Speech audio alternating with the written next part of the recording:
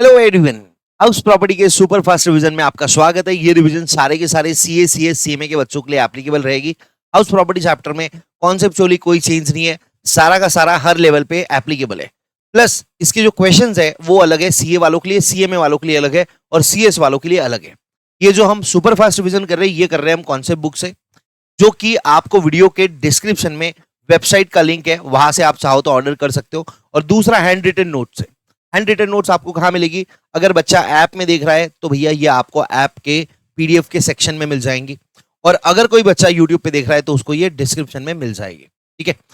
House property के chapter में पूरे टोटल हमने 14 पॉइंट्स अलग अलग कवर करे थे, जिसको मैंने पेज नंबर 1 पे डाल रखा है, सो दैट जब भी आप रिवाइज करो तो आप इससे एक बार देख के आपको ऊपर ऊपर से ध्यान में आ जाए। ठीक है। फिर इसके आगे में हमने हाउस प्रॉपर्टी वाले चैप्टर के अंदर लगभग 17-18 क्वेश्चन क्लास में करे थे। इन सब की बात आज कर लेंगे अपन, पूरा का पूरा 100% अभी रिवीजन हो जाएगा। जो बच्चा यूट्यूब पे देख रहा है, अगर आप चैनल पे पहली बार आए हो तो प्लीज मेक श्योर चैनल को आप सब्सक्राइब कर लीजिए। आपको तो ये फ्री है, बट इससे हमारी बहुत मदद हो जाती है। ठीक है। अब हाउस प्रॉपर्टी का बेसिक मतलब है बिल्डिंग। हाउस प्रॉपर्टी का बेसिक मतलब है बिल्डिंग। अगर आप बिल्डिंग को रेंट पे दे रहे हो और उससे आपको इनकम हो रही है तो वो टैक्सेबल होगी हाउस प्रॉपर्टी में। बहुत सारे लोग को लगता है कि बिल्डिंग को बेच के जो इनकम होती है वो हाउस प्रॉपर्टी में जाती है। नहीं नहीं नहीं नहीं। अगर आपके पास कोई बिल्डिंग है, उसको आप सेल कर रहे हो, तो उससे होने वाली इनकम कैपिटल गेन्स में जाएंगी, क्योंकि लैंड, बिल्डिंग आपका कैपिटल एसेट होता है। बिल्डिंग आपका कैपिटल एसेट होता है, लैंड आपका कैपिटल एसेट होता है। तो बिल्डिंग को बेच के जो इनकम है वो जाएगी कैपिटल गेन्स में। उसकी बात हाउस प्रॉपर्टी में नहीं होती है। हाउस प्रॉपर्टी में काय की बात होती है? अगर बिल्डिंग को आप रेंट पे दे रहे हो तो उससे होने वाली इनकम हाउस प्रॉपर्टी में टैक्सेबल होती है। ठीक है। उसके बाद हाउस प्रॉपर्टी में कौन से सेक्शन है? सेक्शन 22 से लेके सेक्शन 27 तक कवर्ड है। 22 आपको बेसिस ऑफ चार्ज देता है, 27 आपको देता है डीम्ड ओनरशिप का। ठीक है। सबसे पहला सेक्शन देखते हैं, सेक्शन 22। ठीक है। सेक्शन 22 में क्या क्या बोला था? भैया बिल्डिंग होना, बिल्डिंग के आपके पास ओनरशिप होना। ओनरशिप प्रीवियस ईयर में देखते हैं। पहले तो बिल्डिंग होना। सर बिल्डिंग में क्या क्या आएगा? तो आप आ जाइए यहाँ पे। बिल्डिंग में आ जाएगा आपकी रेसिडेंशियल बिल्डिंग, आपका कमर्शियल ऑफिस, आपकी retail shops, industries, factories, warehouse, hotels, cinema halls, banquet halls, temporary building किसी भी टाइप की, एनी बिल्डिंग, कोई भी बिल्डिंग यहाँ पे बिल्डिंग की डेफिनेशन में आ जाती है। ठीक है ना। कोई भी बिल्डिंग बिल्डिंग के डेफिनेशन में आ जाती है। मतलब किसी भी टाइप की बिल्डिंग हो, अगर उसको आप रेंट पे दे रहे हो तो उससे होने वाली इनकम आपको टैक्सेबल होगी हाउस प्रॉपर्टी में। सेक्शन 22 बेसिस ऑफ चार्ज था, जो कि आपको 3 कंडीशंस बताता था। पहली बात तो बिल्डिंग होना, सेकंड बिल्डिंग की आपके पास प्रीवियसशिप होना, ओनरशिप होना। पहले बिल्डिंग होना, दूसरा बिल्डिंग की ओनरशिप होना। ओनरशिप कब होना? प्रीवियस ईयर में होना। असेसमेंट ईयर में जरूरी नहीं है। प्रीवियस ईयर में आपके पास ओनरशिप है और बाद में आपने असेसमेंट ईयर में बिल्डिंग बेच दिया, कोई फर्क नहीं पड़ता, क्योंकि प्रीवियस ईयर में आपके पास बिल्डिंग थी, उसको आपने रेंट पे दिया था, तो उससे होने वाला रेंटल इनकम असेसमेंट ईयर में टैक्सेबल हो जाएगा। ओनरशिप देखना है प्रीवियस ईयर में, ये मैंने आपको क्लास में करवा रखा है। और ये जो बिल्डिंग है इसको आप अपने बिजनेस के लिए यूज नहीं कर रहे। मतलब मेरी बिल्डिंग मेरे खुद के बिजनेस के लिए मैं यूज नहीं कर रहा। देखो यहाँ पे मैंने दे रखा है, भैया बिल्डिंग है, मेरा ऑफिस, मेरा जो ऑफिस है वो बिल्डिंग है, हाँ है। क्या मेरी ओनरशिप है? हाँ है। बट क्योंकि मैं उसको अपने बिजनेस के लिए यूज कर रहा हूं तो ये पीजीबीपी का मैटर है, ये हाउस प्रॉपर्टी में नहीं आएगा। ठीक है। तो भैया अगर बिल्डिंग है, ओनरशिप है आपके पास और आप इसको अपने बिजनेस के लिए यूज नहीं कर रहे, तो उसको रेंटल इनकम हाउस प्रॉपर्टी में टैक्सेबल हो सकती है। ठीक है। अब रेंटल इनकम मतलब क्या डायरेक्ट रेंट पे टैक्स लगेगा? नहीं, एनुअल वैल्यू पे टैक्स लगता है। रेंट के साथ साथ हम लोग एक्सपेक्टेड रेंट भी देखते हैं। ठीक है। वो आगे बात करेंगे। सेक्शन 22 से हमको 2 चीजें और समझ में आई थी कि भैया अगर वैकेंट लैंड है, सिर्फ वैकेंट लैंड को रेंट पे दिया है, तो क्योंकि बिल्डिंग नहीं है वो आईएफओएस में टैक्सेबल होगा, हाउस प्रॉपर्टी में नहीं आएगा। और अगर सब लेटिंग आप कर रहे हो, मतलब किसी और से फ्लैट किराए पे लिया और दूसरे को किराए पे दे रहे हो, तो अगर दूसरे को मैं किराए पे दे रहा हूं, आपसे मैंने फ्लैट किराए पे लिया 10,000 में और मैंने दूसरे बंदे को दिया 12,000 में, तो मेरी इनकम है 2,000, 12 माइनस 10, 2,000 मेरी इनकम है। ये टैक्सेबल होगा आईएफओएस में। क्यों? क्योंकि मेरे पास ओनरशिप नहीं है, मैंने आपसे रेंट पे लिया है और किसी और को दे रहा हूं। तो मैं जो रेंट पे दे रहा हूं किसी और को 12,000 रुपए में, वो मेरी ओनरशिप नहीं है, मेरे पास वो बिल्डिंग की ओनरशिप नहीं है। मेरे हाथों में टैक्सेबल होगा 2,000 रुपए आईएफओएस में। बट आपने जो मेरे को रेंट पे दिया है, क्योंकि आपकी ओनरशिप है, तो ये 10,000 रुपए जो आपको मिलेंगे ये टैक्सेबल होंगे हाउस प्रॉपर्टी के अंदर। ठीक है। उसके बाद हमने यहाँ पे सेक्शन 22 का एनालिसिस किया था। बस बिल्डिंग होना, बिल्डिंग के साथ में बिल्डिंग का ओनरशिप होना, और वो बिल्डिंग को अगर आप अपने बिजनेस के लिए यूज नहीं कर रहे हो तो भैया हाउस प्रॉपर्टी में टैक्सेबल होंगी। डन। अगर बिजनेस के लिए यूज कर रहे हो तो हाउस प्रॉपर्टी में टैक्सेबल अमाउंट 0 हो जाएगा। ठीक है।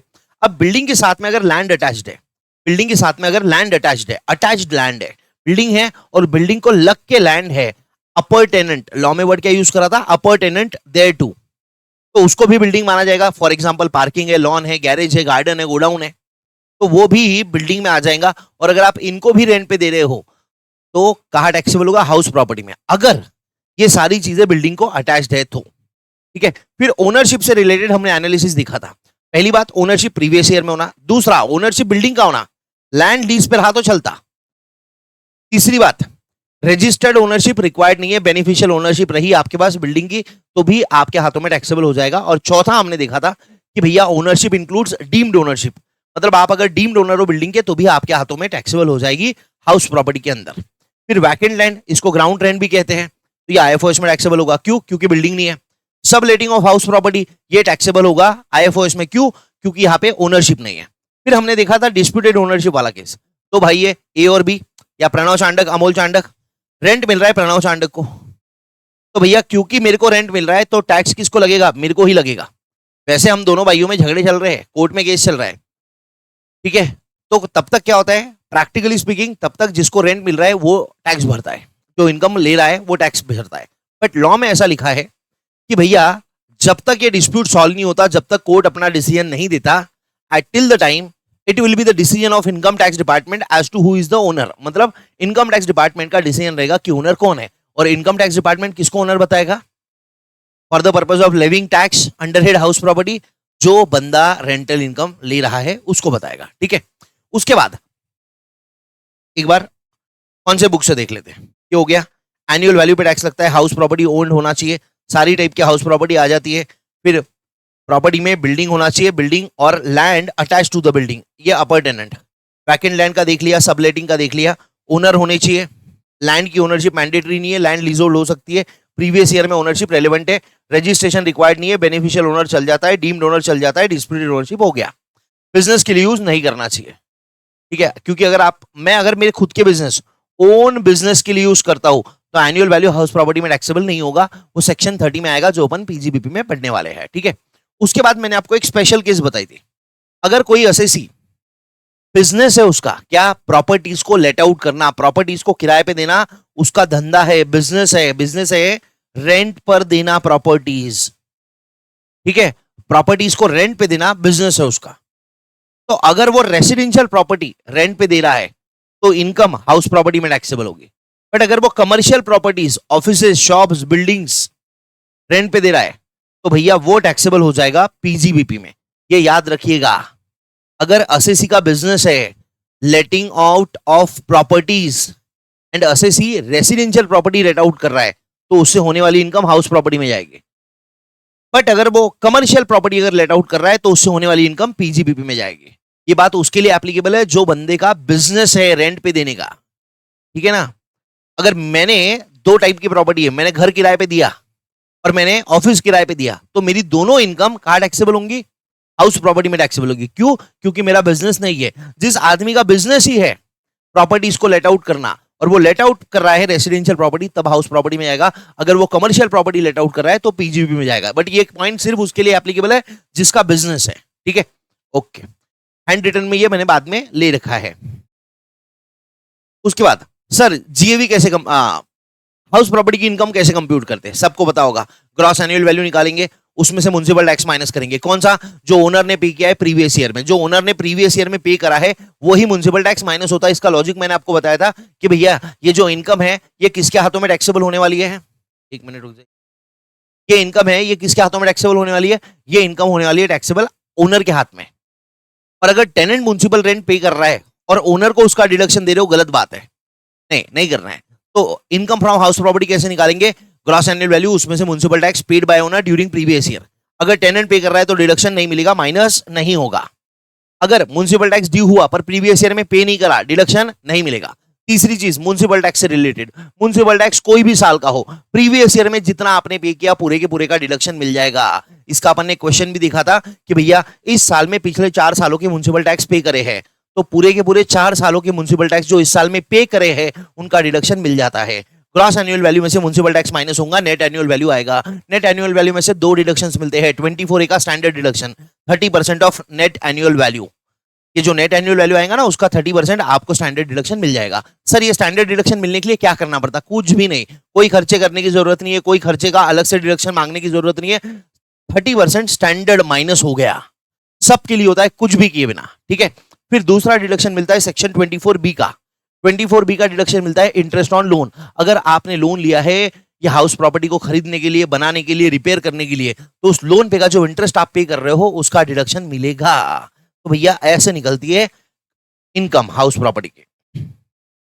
पहले ग्रॉस एनुअल वैल्यू निकालेंगे, फिर उसमें से म्युनिसिपल टैक्सेस माइनस करेंगे, नेट एनुअल वैल्यू आ गया।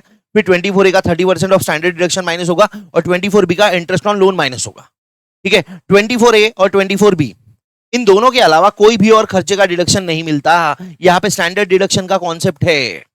हाउस प्रॉपर्टी में बाकी अगर कोई खर्चे दिए, रिपेयर, इंश्योरेंस वगैरह वगैरह, उनका डिडक्शन नहीं मिलता। ये म्युनिसिपल टैक्सेस के अलग अलग नाम होते हैं।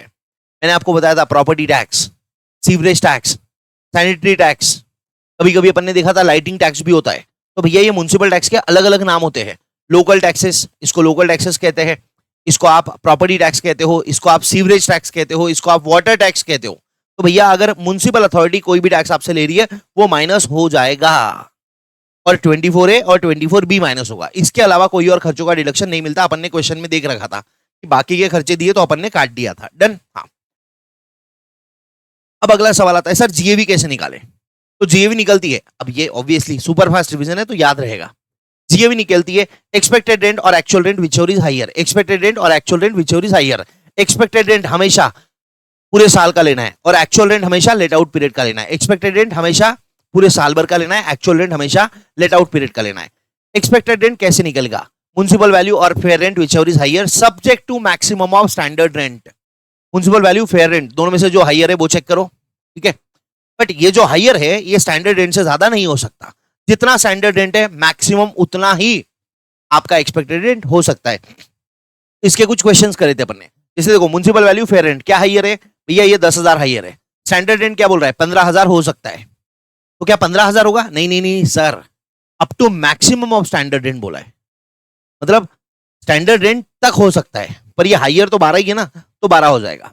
सेकंड वाला केस देखो, municipal value 5 lakh, fair rent 5,60,000, ये हायर है, ठीक है, ये हायर है। बट स्टैंडर्ड रेंट क्या बोल रहा है? 4,80,000 से ज्यादा नहीं हो सकता। अब स्टैंडर्ड रेंट आता है रेंट कंट्रोल एक्ट से। रेंट कंट्रोल एक्ट कह रही है 4,80,000 से ज्यादा स्टैंडर्ड रेंट हो नहीं सकता है। और आप कह रहे हो कि भैया हम 5,60,000 को एक्सपेक्टेड रेंट मानते हैं, कैसे चलेगा? तो दिस एक्सपेक्टेड रेंट, ये दोनों में से जो हायर है वो रहेगा, बट स्टैंडर्ड रेंट से ज्यादा नहीं हो सकता। मैक्सिमम ऑफ स्टैंडर्ड रेंट तक ही हो सकता है। स्टैंडर्ड रेंट सिर्फ एक लिमिट लगाता है। तो भैया यहाँ पे हायर ये था 560, बट स्टैंडर्ड रेंट कह रहा है 580 से ऊपर नहीं हो सकता। तो अपना एक्सपेक्टेड रेंट हो जाएगा 480, सॉरी 580 बोल दिया मैंने। स्टैंडर्ड रेंट कह रहा है 480 से ज्यादा नहीं हो सकता, तो अपना एक्सपेक्टेड रेंट हो जाएगा 480, ठीक है। ऊपर वाले क्वेश्चन में देखो, म्युनिसिपल वैल्यू, फेयर रेंट 12,000 है, ठीक है। स्टैंडर्ड रेंट कह रहा है 15 तक हो सकता है। अरे 15 तक हो सकता है, बट स्टैंडर्ड रेंट आपको कोई क्राइटेरिया नहीं देता। स्टैंडर्ड रेंट सिर्फ लिमिट लगाता है। स्टैंडर्ड रेंट क्या बोल रहा है? 15 से ऊपर नहीं हो सकता, बट हम तो 12 ही मान रहे हैं, तो भैया 12 हो जाएगा एक्सपेक्टेड रेंट, ठीक है। ये लिखा है यहाँ पे। अब ये चीजें मैंने आपको रटवाई थी, आप बाकी पढ़ लेना। एक्चुअल रेंट कैसे निकलेगा? एक्चुअल रेंट हमेशा निकालना है लेट आउट पीरियड के लिए। जितने टाइम के लिए आपने प्रॉपर्टी को किराए पे दिया है, 10 महीने, 11 महीने, अगर वैकेंसी है तो, अगर पूरे 12 महीने दिया है तो कोई प्रॉब्लम ही नहीं है। अगर 10 महीने, 11 महीने, 9 महीने, 8 महीने, जितने भी महीने के लिए आपने लेट आउट करा है उसका रेंट निकालो।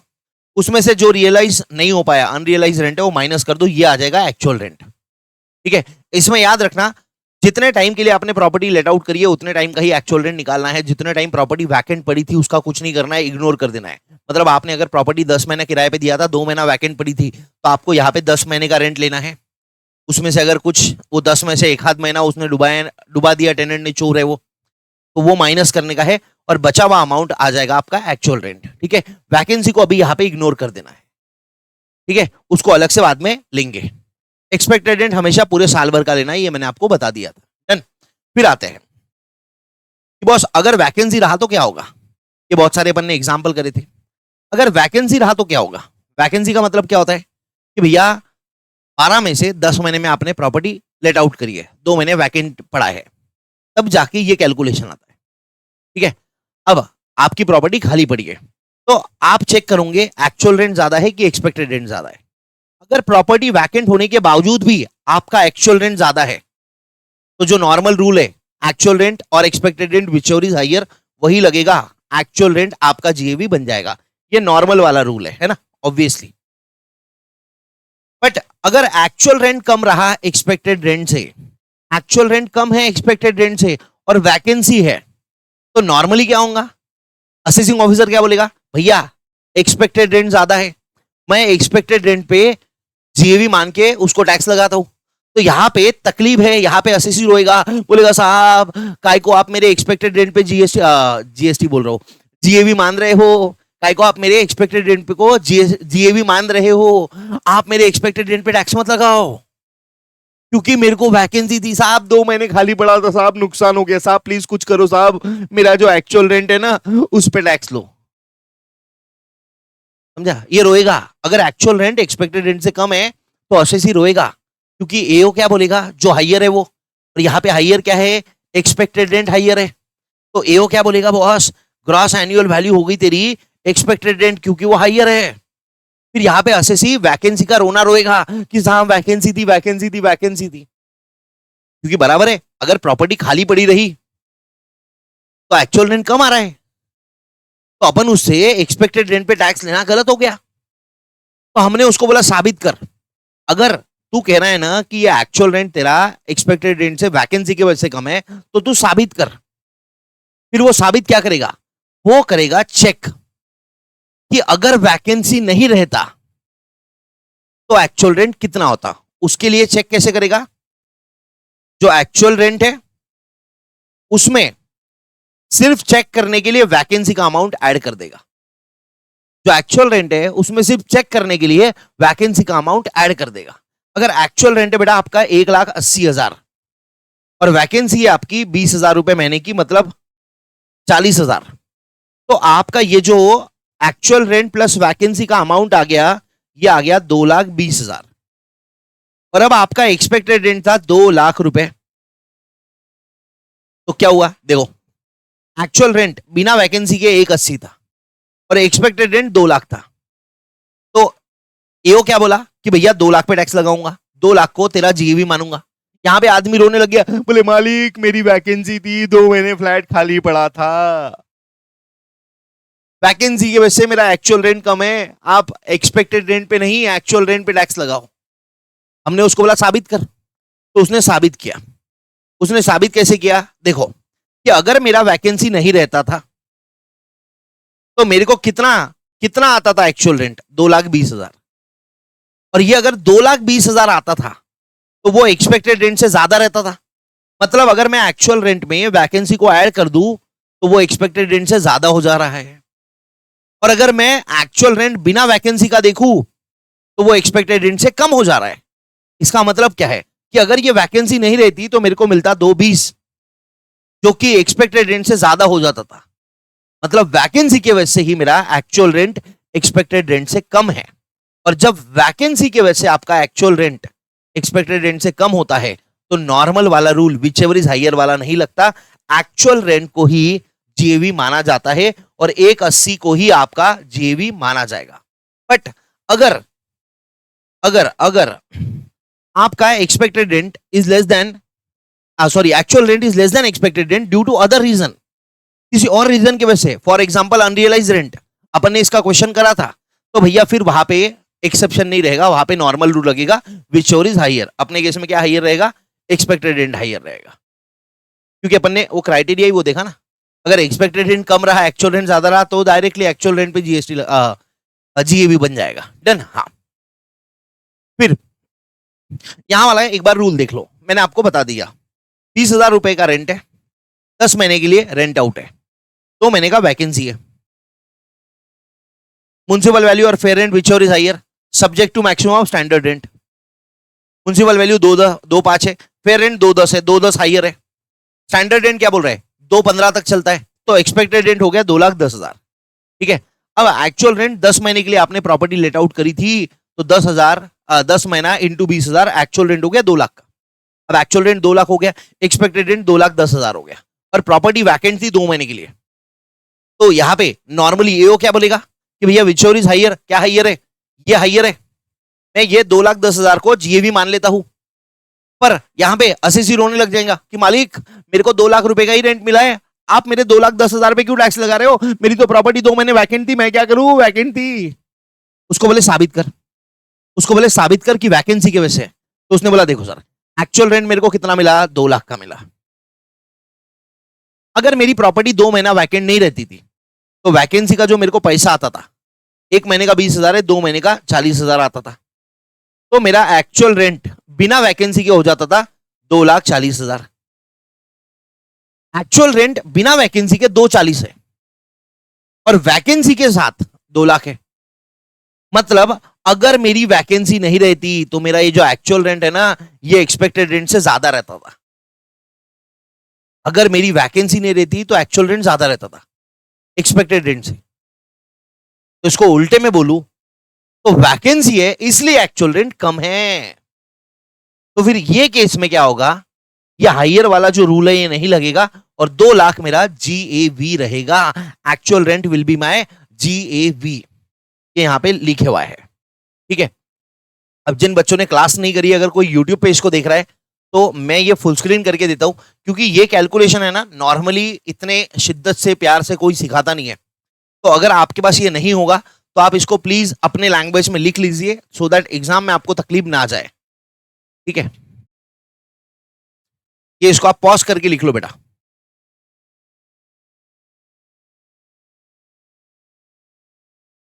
चलिए, आई होप लिख लिया होगा सबने। अब इसके बहुत सारे अपन ने अलग अलग एग्जाम्पल करे थे, ये एक और एग्जाम्पल है। जिनको स्क्रीनशॉट लेना है, आप अगर मेरे से क्लास नहीं करे हो तो आप ये कर लेना खुद से। ठीक है, ये कर लेना। उसके बाद एक बार अपन देख लेते हैं, ये अपना हो गया। फिर ये जीएवी कैसे निकालना है ये बता दिया। अनरियलाइज रेंट क्या होता है, जहां पे प्रॉपर्टी लेट आउट थी बट रेंट रिकवर नहीं हो पाया।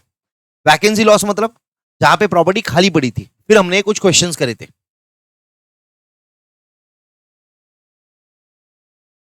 ये वाला मैंने आपको दे रखा है, क्लास के अंदर है। फिर ये दिशा मैम वाला अपन ने क्वेश्चन करा था वैकेंसी का, इसमें मजा आ गया था। म्युनिसिपल टैक्सेस तभी जीएवी से माइनस होंगे अगर ओनर ने पे करे हैं और प्रीवियस ईयर में एक्चुअली पे करे हैं। जिस साल पेमेंट करते हो उस साल डिडक्शन मिलता है, चाहे वो पुराने साल के क्यों ना हो। म्युनिसिपल फॉरेन टैक्स अगर पे कर रहे हो, मतलब फॉरेन में आपके हाउस प्रॉपर्टी है तो डिडक्शन मिलेगा अगर टैक्स काटे हुआ है तो। ठीक है, और ये वाला पॉइंट तो मैंने कटवा दिया था, कुछ खास काम का है नहीं, छोड़ दो। ठीक है, फिर 24A स्टैंडर्ड डिडक्शन 30% हमेशा मिलता है, कुछ भी नहीं करना है, कितने खर्चे कर रहे हो उससे कोई फर्क नहीं पड़ रहा है, फ्लैट डिडक्शन है। और ये डिडक्शन के अलावा कोई और डिडक्शन हाउस प्रॉपर्टी में नहीं मिलेगा। इसका मैंने आपको बहुत अच्छे से समझाया हुआ है, क्योंकि आगे अपन पीजीबी भी पढ़ेंगे ना, तो उसमें रहेगा सारे के सारे रिसीट्स माइनस सारे के सारे एक्सपेंसेस, ऐसे इनकम निकलेगी। क्यों, क्योंकि वहां पे स्टैंडर्ड डिडक्शन नहीं है, बट हाउस प्रॉपर्टी में स्टैंडर्ड डिडक्शन है ना। तो भैया हाउस प्रॉपर्टी का तरीका अलग है, यहां पे बाकी खर्चों को इग्नोर कर देने का है। धन्यवाद। फिर हम आए थे इंटरेस्ट ऑन लोन पे।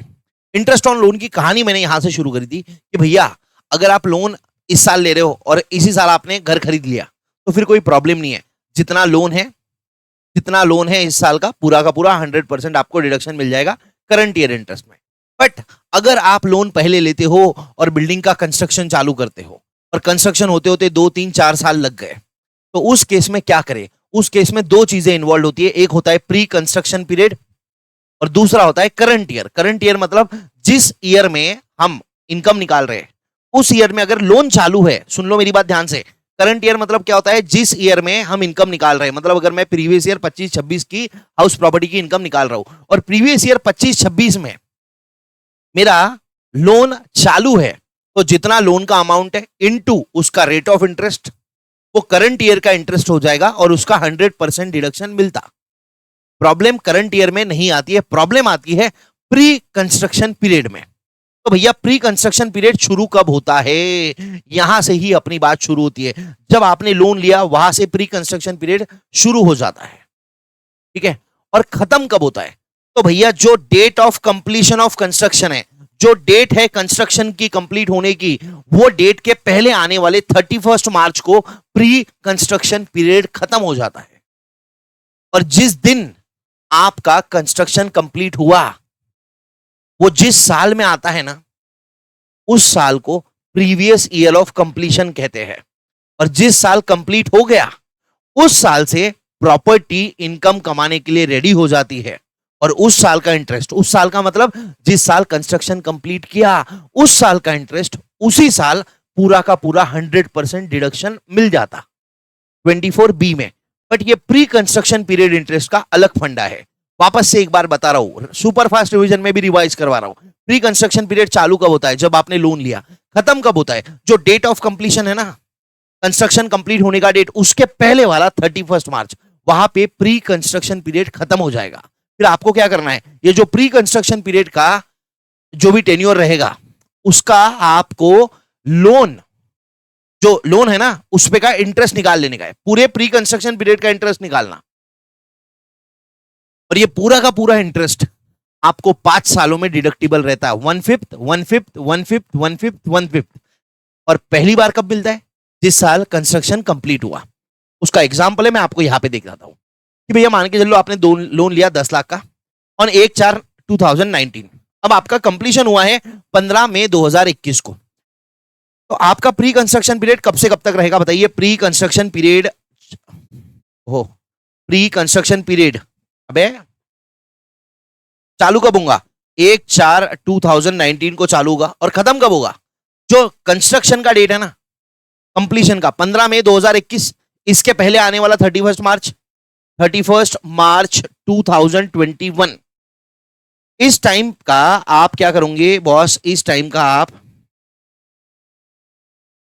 इंटरेस्ट निकालोगे। अब इंटरेस्ट लिया 10 लाख का एट द रेट ऑफ 12%, 1,20,000 एक साल का इंटरेस्ट है। ये 19, 20, 20, 21 2 साल हो गए इसमें। तो टोटल इंटरेस्ट कितना आ गया? एक साल का 1,20,000, दूसरे साल का 1,20,000, 2,40,000 का टोटल इंटरेस्ट आ गया।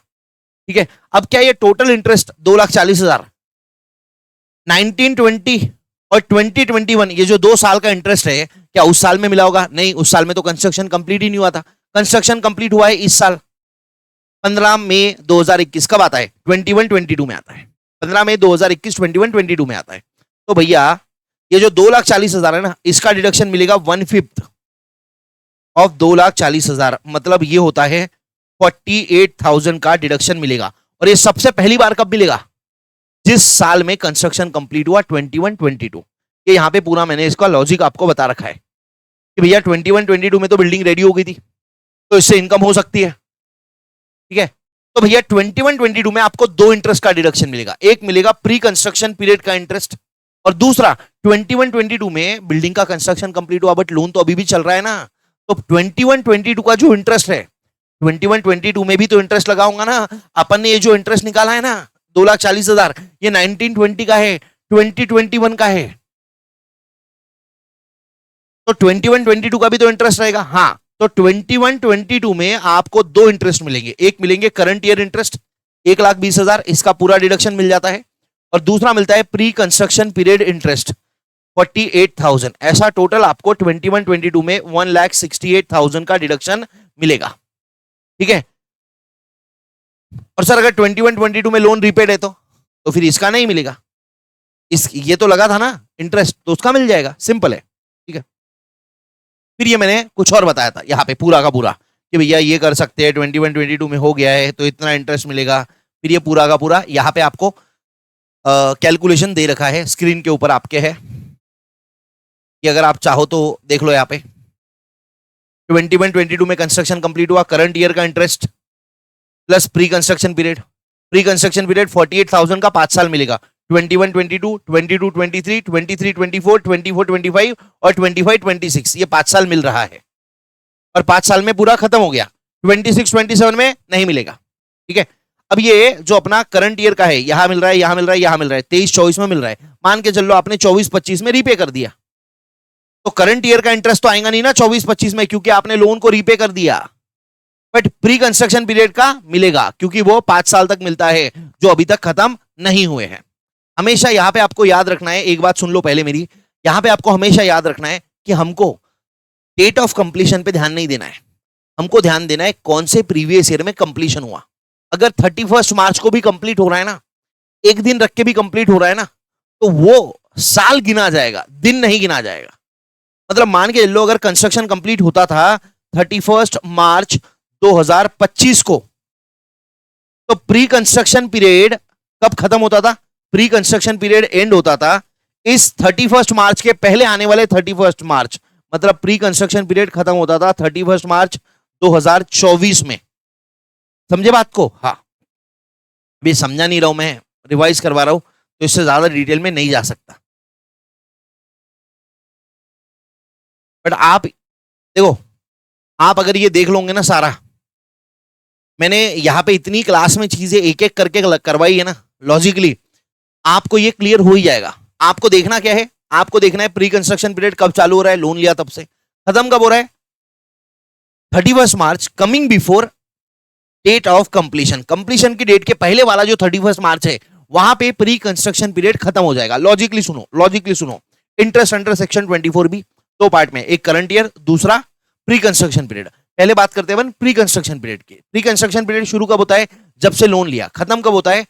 जिस दिन कंस्ट्रक्शन कंप्लीट हुआ उसके पहले आने वाला 31 मार्च।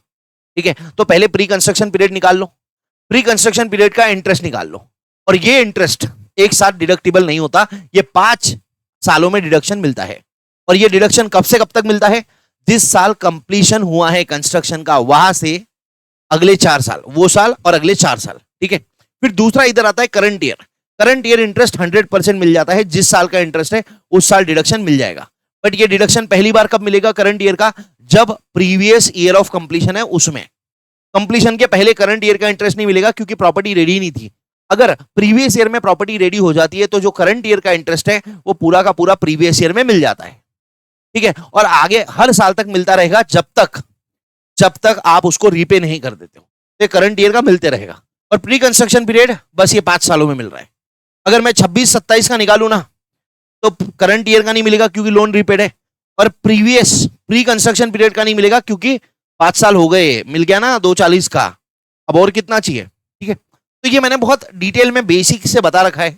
अब जो स्लाइड्स मैंने लिखवाई है वो मैं लिख देता हूं। अगर किसी बच्चे ने मेरे से क्लास नहीं करी है तो आप इसके भरोसे आराम से अच्छे से कॉन्सेप्चुअली स्ट्रांग हो सकते हो। ठीक है, इसका स्क्रीनशॉट ले लीजिए प्लीज। और जो बच्चे ने क्लास करी है उसने तो मेरे से कर ही रखा है, तो ऐप वाले बच्चे रो ही नहीं सकते। ठीक है,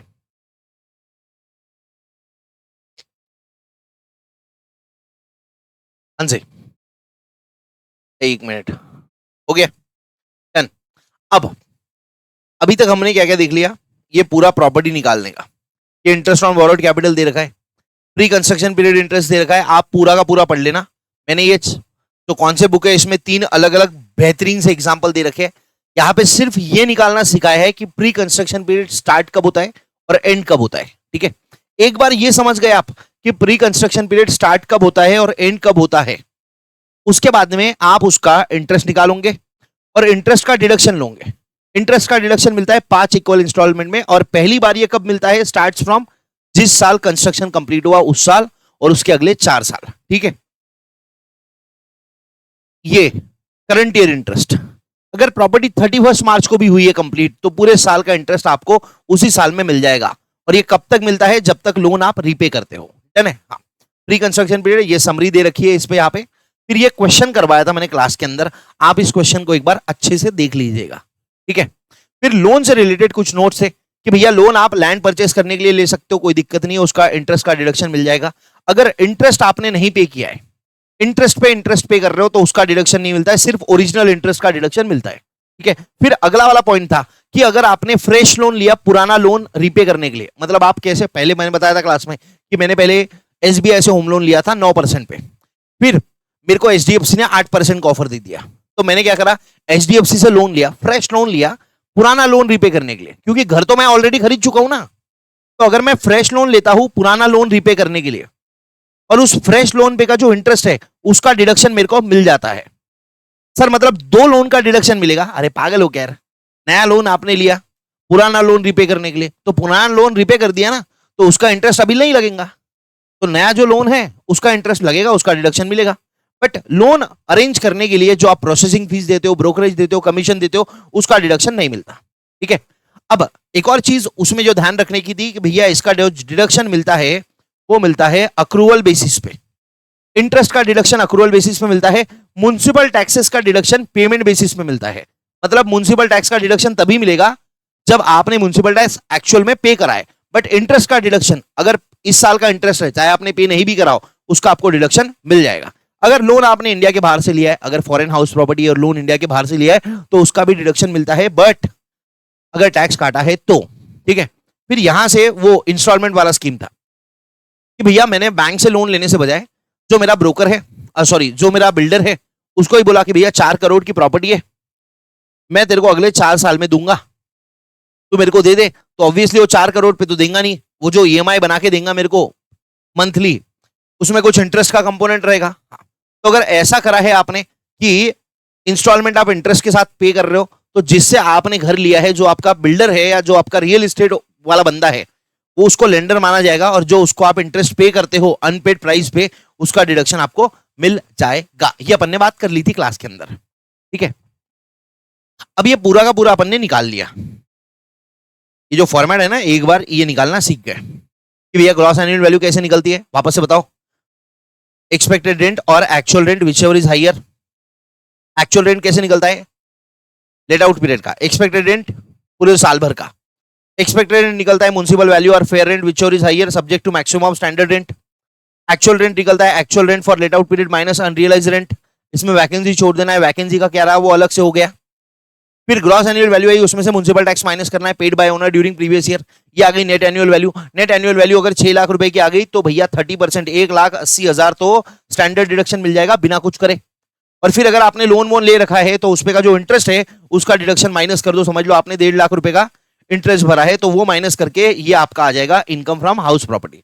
ये अपन ने सारी चीजें देख लिया, बट अब कुछ स्पेशल केसेस देखते हैं। अब देखते हैं कुछ स्पेशल केसेस। पहली चीज, सेल्फ ऑक्यूपाइड प्रॉपर्टी या अनऑक्यूपाइड, खाली पड़ा है तो उसको भी सेल्फ ऑक्यूपाइड बोलेंगे। कोई भी 2 सेल्फ ऑक्यूपाइड प्रॉपर्टी को आप सेल्फ ऑक्यूपाइड मान सकते हो। मतलब आपके पास 4 प्रॉपर्टीज है, आप खुद रहते हो उसमें, तो 4 को नहीं मान सकते हो। एनी 2, कोई भी 2 सेल्फ ऑक्यूपाइड प्रॉपर्टी, कोई भी 2 हाउस प्रॉपर्टी को आप सेल्फ ऑक्यूपाइड मान सकते हो। जिनको आपने सेल्फ ऑक्यूपाइड माना उनका ग्रॉस एनुअल वैल्यू 0 आएगा। कुछ नहीं निकालना है, एक्सपेक्टेड रेंट नहीं निकालना है, एक्चुअल रेंट नहीं निकालना है, उसका ग्रॉस एनुअल वैल्यू 0 आएगा। ये लॉ कहता है। लॉ कहता है म्युनिसिपल टैक्स का डिडक्शन नहीं मिलेगा। मतलब जिस घर में आप रहते हो वहां पे म्युनिसिपल टैक्स तो लगेगा ही ना। अब सिर्फ आप रह रहे हो इसका मतलब ये थोड़ी है कि म्युनिसिपल टैक्स नहीं लगेगा। तो भैया म्युनिसिपल टैक्स तो लगेगा, बट क्योंकि आपको ग्रॉस एनुअल वैल्यू 0 का फायदा दिया है तो म्युनिसिपल टैक्स का डिडक्शन नहीं मिलेगा। तो अगर ग्रॉस एनुअल वैल्यू 0 है, म्युनिसिपल टैक्स 0 है, तो क्या मैं कह सकता हूं नेट एनुअल वैल्यू 0 हो जाएगी? हाँ, तो इसलिए मैंने यहां पे लिखवा दिया आपको कि नेट एनुअल वैल्यू 0 है तो सेल्फ ऑक्यूपाइड प्रॉपर्टी का। ठीक है, अब नेट एनुअल वैल्यू 0 है तो स्टैंडर्ड डिडक्शन 0 मिलेगा। 30% ऑफ 0 इज 0, बट इंटरेस्ट का डिडक्शन मिलेगा। मतलब जो घर में आप रहते हो, 2 घर में 2 घर चलते हैं, एक घर वाला एक बाहर वाला, तो 2 घर में अगर उनको बनाने के लिए, उनको खरीदने के लिए आपने लोन ले रखा है तो उसके इंटरेस्ट का डिडक्शन आपको मिलता है सेल्फ ऑक्यूपाइड प्रॉपर्टी में। ठीक है, बट ये जो सेल्फ ऑक्यूपाइड प्रॉपर्टी की बात कर रहा हूं मैं अभी, जो मैं बोल रहा हूं ये सिर्फ सेल्फ ऑक्यूपाइड प्रॉपर्टी के लिए बोल रहा हूं, लेट आउट प्रॉपर्टी के लिए नहीं। क्योंकि सेल्फ ऑक्यूपाइड प्रॉपर्टी में एनएवी 0 रहता और ये इंटरेस्ट का डिडक्शन मिलता, तो भैया अगर 0 में से कुछ तो अमाउंट माइनस करोगे तो लॉस रहेगा। तो सेल्फ ऑक्यूपाइड प्रॉपर्टी का हमेशा रहेगा तो लॉस ही रहेगा। और लॉस कब रहेगा? जब आपने लोन ले रखा है। अगर लोन ही नहीं लिया तो इंटरेस्ट भी 0, सब कुछ 0 0 0 खत्म 0। बट अगर लोन ले रखा है तो सेल्फ ऑक्यूपाइड प्रॉपर्टी के केस में लॉस हो सकता है। और यहां पे गवर्नमेंट कह रही है कि भैया हमने तुमको है ना रियायत दिया है ग्रॉस एनुअल वैल्यू 0 करने की, बट हम यहां पे लिमिट लगा रहे हैं। तो उन्होंने सेल्फ ऑक्यूपाइड प्रॉपर्टी के केस में इंटरेस्ट पे लिमिट लगाया है। कितने का लिमिट है बॉस? लिमिट है 30,000 या 2 लाख का।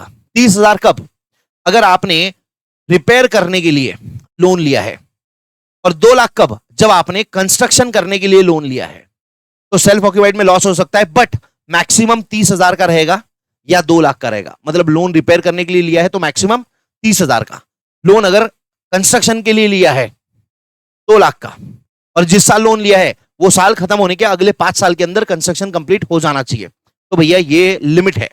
बट याद रखिएगा ये लिमिट सिर्फ सेल्फ ऑक्यूपाइड प्रॉपर्टी के केस में, ये लिमिट सिर्फ सेल्फ ऑक्यूपाइड प्रॉपर्टी के केस में। लेट आउट प्रॉपर्टी के केस में तो भैया आपकी इनकम होने वाली है, लेट आउट प्रॉपर्टी में तो आपकी इनकम होने वाली है, उसमें कोई लिमिट नहीं लगा सकते क्योंकि आप टैक्स दे रहे हो। यहाँ पे तो उन्होंने आपको ग्रॉस एनुअल वैल्यू 0 किया था, ये आप पे मेहरबानी करा था, इसलिए सेल्फ ऑक्यूपाइड प्रॉपर्टी के केस में उन्होंने, गवर्नमेंट ने, लॉ ने लिमिट डाली है। ठीक है, ये ओल्ड स्कीम में है। और न्यू स्कीम पता है, न्यू स्कीम इतनी खतरनाक है कि अगर आप न्यू स्कीम लेते हो तो ये सारी बातें तो सेम रहेगी ऊपर की, बट न्यू स्कीम के अंदर 24B का जो इंटरेस्ट है for self occupied property, self occupied property का जो न्यू स्कीम में इंटरेस्ट है उसका डिडक्शन नहीं मिलता, 0 डिडक्शन मिलता है। ठीक है,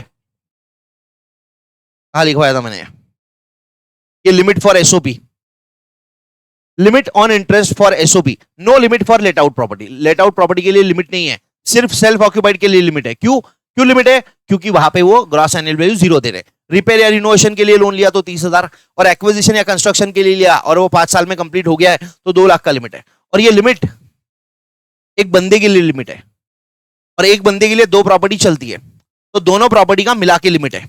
एक बंदे की लिमिट इसलिए याद रखनी है क्योंकि आगे को ओनरशिप में हमको ध्यान में आएगा कि 2 अलग अलग ओनर है तो दोनों को अलग अलग 2-2 लाख की लिमिट मिलती है अगर सेल्फ ऑक्यूपाइड प्रॉपर्टी है तो। ठीक है, तो भैया सेल्फ ऑक्यूपाइड ओल्ड स्कीम के अंदर ये लिमिट है, और ये लिमिट दोनों प्रॉपर्टी मिला के है ना।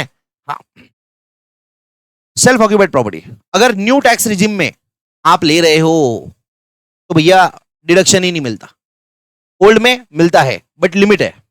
लेट आउट के लिए न्यू में भी मिलता, ओल्ड में भी मिलता, कोई लिमिट नहीं है। सेल्फ ऑक्यूपाइड के इंटरेस्ट का डिडक्शन सिर्फ ओल्ड में मिलता है, सेक्शन 115 बीएससी डिफॉल्ट स्कीम में नहीं मिलता है एसओपी का, बट एलओपी का मिलेगा। अरे एलओपी का तो दोनों केस में मिल रहा है, कोई प्रॉब्लम ही नहीं है, दोनों केस में मिल रहा है। डन, ये हो गया। अब इसके अंदर एक और पॉइंट था जो मैंने आपको बताया था इंटरेस्ट वाला, कि जो 30,000 और 2 लाख का अमाउंट है ना, ये 30,000 और 2 लाख का जो अमाउंट है ये 1/4/1999 या उसके बाद में लिया है तो अगर प्रॉपर्टी 1/4/1999 के, सॉरी, लोन आपने 1 अप्रैल 1999 के पहले लिया है तो उस केस में चाहे एक्विजिशन के लिए लो चाहे रिपेयर के लिए लो 30,000 का ही लिमिट था।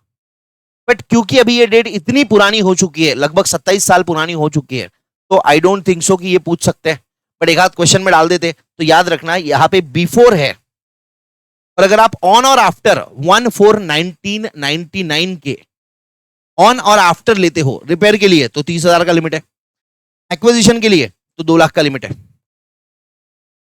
ये मैक्सिमम लिमिट है, याद रखना ये मैक्सिमम लिमिट है। अगर आप रिपेयर के लिए लोन ले रहे हो, आपका इंटरेस्ट 20,000 का है तो कितना मिलेगा? 20,000। अगर आप एक्विजिशन के लिए लोन ले रहे हो और आपका इंटरेस्ट 1 लाख का है तो कितना मिलेगा? 1 लाख। सर 2 लाख बोला था ना आपने, अरे वो लिमिट है गधो, ये लिमिट है। और ये लिमिट भी काय के लिए है? ये लिमिट है सेल्फ ऑक्यूपाइड प्रॉपर्टी के लिए, और वो भी ओल्ड रिजिम में। सर न्यू रिजिम में कितना लिमिट है एसओपी के लिए? न्यू रिजिम में एसओपी के लिए डिडक्शन ही नहीं मिलता, और सर एलओपी के लिए लिमिट ही नहीं है। ये आपके सारे सवालों के जवाब यहाँ पे है। और ये जो लिमिट है ये असेसी वाइज है, मतलब एक आदमी के लिए है, तो एक आदमी को मैक्सिमम 2 लाख का मिलेगा, और एक आदमी कितनी एसओपी रख सकता है? 2। तो दोनों एसओपी का मिला के 2 लाख का लिमिट है। Limit of 2,30,000 is in aggregate for 1 or 2 SOPs and not for each SOP. No limit is applicable for LOP, let out property या deemed let out property. 24B के इंटरेस्ट का डिडक्शन नहीं मिलेगा अंडर सेक्शन 115 BAC, मतलब new tax regime में नहीं मिलता, और LOP का दोनों रिजिम में मिलता है, ओल्ड न्यू दोनों में। ठीक है, उसका एक क्वेश्चन करा था अपन ने मानस वाला, और एक और क्वेश्चन करा था पूर्णा वाला। ठीक है, डन। हाँ, तो ये हो गया भैया सेल्फ ऑक्यूपाइड प्रॉपर्टी। और अनऑक्यूपाइड प्रॉपर्टी तो घर के लिए जीएवी 0 रहेगा, म्युनिसिपल टैक्सेस का डिडक्शन नहीं मिलेगा, मतलब नेट एनुअल वैल्यू 0 हो गया। और ये बात सिर्फ और सिर्फ इंडिविजुअल एप्लीकेबल एचओएफ को है, क्योंकि घर में इंडिविजुअली रह सकता है या फिर फैमिली रह सकती है। तो ये जो जीएवी 0 रहेगा वाला फायदा है ये सिर्फ इंडिविजुअल एचओएफ के लिए है। कंपनी के पास घर है वो सेल्फ ऑक्यूपाई नहीं कर सकती। ठीक है, ये हो गया बात। 1 मिनट दीजिए भाई, ब्रेक ले लेता है, 45 मिनट बड़बड़ कर रहा हूं। ठीक है, चलिए आ जाइए। अब आगे क्या करे सर? अगर कोई बंदा है जिसके पास 3 घर है, 1 घर 2 घर 3 घर, और तीनों घर में खुद रहता है, तो अगर मोर देन 2 घर है और उसमें खुद ही रहता है, तो 2 घर को ही सेल्फ ऑक्यूपाइड मान सकता है। कोई भी 2 घर को सेल्फ ऑक्यूपाइड मान सकता है। जो तीसरा घर है ये तीनों में से, वो उसको लेट आउट मानना पड़ेगा। मानना पड़ेगा मतलब लेट आउट प्रॉपर्टी है नहीं, माना गया है उसको। इसलिए अगर मोर देन 2 हाउसेस है, तो आप कोई भी 2 हाउसेस को, एनी 2 घर को आप सेल्फ ऑक्यूपाइड मान सकते हो, बट बचे हुए घर को आपको लेट आउट मानना पड़ेगा। तो जब लेट आउट मानते हैं तो उसको बोलते हैं डीम्ड लेट आउट प्रॉपर्टी। ठीक है, तो भैया 1 घर है, 2 घर है, 3 घर है, तीनों में आप खुद रहते हो, तो इसमें से कोई भी 2 को आपको सेल्फ ऑक्यूपाइड मानना है और 1 को आपको लेट आउट मानना है। तो बस कैसे करेंगे? कैसे करेंगे? क्योंकि बताया नहीं है ना किसको सेल्फ ऑक्यूपाइड मानना है, किसको लेट आउट मानना है। ऐसा नहीं बोला उनने कि मैक्सिमम जिसका वैल्यू है वो उसको सेल्फ ऑक्यूपाइड मानना है, या कुछ कुछ भी कोई तरीका नहीं बताया हुआ है। तो फिर जब कोई तरीका नहीं बताया हुआ रहता तो असेसी का चॉइस रहता है, जो उसके लिए बेनिफिशियल है उसको वो ले सकता है। और असेसी क्या लेगा? जिसमें इनकम मिनिमम है। ठीक है, तो फिर असेसी क्या करता है? असेसी अलग अलग ऑप्शन निकालता है। क्वेश्चन सॉल्विंग अप्रोच, घर 1 घर 2 घर 3 दिया है। अब ये 3 में से कोई भी 2 को सेल्फ ऑक्यूपाइड मानना है, तो यहां पे अलग अलग ऑप्शंस मैंने यहां पे बना के रखे। इस पे अपन ने गणेश वाला क्वेश्चन सॉल्व किया था क्लास के अंदर बेहतरीन तरीके से, और उसमें भी ओल्ड न्यू दोनों में किया था। ठीक है, तो पहला ऑप्शन क्या रहेगा? बोले मैं हाउस 1 और हाउस 2 को सेल्फ ऑक्यूपाइड मानता हूं, हाउस 3 को लेट आउट मानता हूं और उसकी इनकम निकाल लूंगा। फिर दूसरा ऑप्शन हाउस 2 हाउस 3 को सेल्फ ऑक्यूपाइड मानता हूं, हाउस 1 को लेट आउट मानता हूं, उसकी इनकम निकाल लूंगा। फिर हाउस 1 और हाउस 3 को सेल्फ ऑक्यूपाइड मानता हूं, हाउस 2 को लेट आउट मानता हूं, उसकी इनकम निकाल लूंगा। और इसमें से जो मिनिमम इनकम है उसको अपन अपना ऑप्शन मान लेंगे। तो यहां पे मैंने आपको बताया था कि भैया हर जो प्रॉपर्टी है ना, ये तीनों ए बी सी या एक्स H1 H2 H3, तीनों की आपको इनकम निकालनी है। सबसे पहली स्टेप आपको क्या करनी है? तीनों की इनकम निकालनी है। तीनों की इनकम सेल्फ ऑक्यूपाइड मान के निकालनी है। क्यों? क्योंकि कभी ना कभी तीनों का सेल्फ ऑक्यूपाइड मान के निकालना पड़ेगा। अब जब आप सेल्फ ऑक्यूपाइड मान के इनकम निकाल रहे हो, याद कर लो, सेल्फ ऑक्यूपाइड प्रॉपर्टी मान के अगर आप इनकम निकाल रहे हो तो भैया आपका एनएवी 0 आ जाएगा। सिर्फ आपको 24B के इंटरेस्ट का डिडक्शन मिलेगा, और उसमें भी लिमिट रहेगा 30,000 या 2 लाख का, और ये लिमिट दोनों घर मिला के रहेगा। ठीक है, अगर इंडिविजुअल घर में, चलो ठीक है एक और बाद में बताता हूं उसका, है ना, ये अपन ने करा था। हाँ, अगर लेट आउट प्रॉपर्टी मान के कर रहे हो तो अब ये एक्चुअली तो ये तीनों घर सेल्फ ऑक्यूपाइड है, तो लेट आउट मान के करूंगा। लेट आउट प्रॉपर्टी की इनकम कैसे निकलती है? एक्सपेक्टेड रेंट और actual rent whichever is higher. But यहां पे हमारे पास एक्चुअल रेंट तो रहेगा नहीं क्योंकि हम खुद ही उसमें रहते हैं। तो मैंने आपको बताया था जो एक्सपेक्टेड रेंट है ना, उससे ही काम चलाना पड़ेगा। जो आपका एक्सपेक्टेड रेंट है आपका वही जीएवी बन जाएगा, उसमें से म्युनिसिपल टैक्स माइनस करोगे, फिर 24A का स्टैंडर्ड डिडक्शन माइनस करोगे, 24B का इंटरेस्ट माइनस करोगे, और ये इंटरेस्ट के अंदर क्योंकि लेट आउट मान के कर रहे हैं कोई लिमिट नहीं रहेगा। ये सारा अपन ने यहां पे कर लिया था। देखो एसओबी मान के करेंगे, जीएवी 0 रहेगा। 24B में ओल्ड स्कीम के हिसाब से 30,000 या 2 लाख का लिमिट रहेगा। बट अगर न्यू स्कीम का आप कर रहे हो तो 24B का सेल्फ ऑक्यूपाइड का डिडक्शन ही नहीं मिलता। अगर डीम्ड लेट आउट, आपने लेट आउट माना किसी को, तो एक्सपेक्टेड रेंट और एक्चुअल रेंट निकालना है, बट एक्चुअल रेंट रहेगा ही नहीं, तो एक्सपेक्टेड रेंट से ही हमको काम चलाना पड़ेगा। ठीक है, ऐसा तीनों का आप सेल्फ ऑक्यूपाइड मान के इनकम निकाल लो, तीनों की आप लेट आउट मान के इनकम निकाल लो। ठीक है, यहां पे मैंने जो क्लास में आपको करवाया था, अगर आपका ध्यान होगा अच्छे से,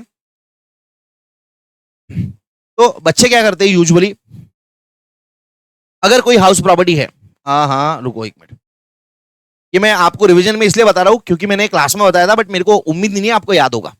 हाउस 1 है, ये अपनी बात चल रही है 24B का सेल्फ ऑक्यूपाइड मान के जब लिमिट रहता है उसकी, और आप ओल्ड स्कीम में हो। हाउस 1 है, उसका इंटरेस्ट है 55,000 का, और ये रिपेयर के लिए लिया है लोन। तो अपन क्या करते हैं भैया, नहीं 55 तो अलाउड ही नहीं रिपेयर का, तो हाउस प्रॉपर्टी 1 का लेते हैं 30,000।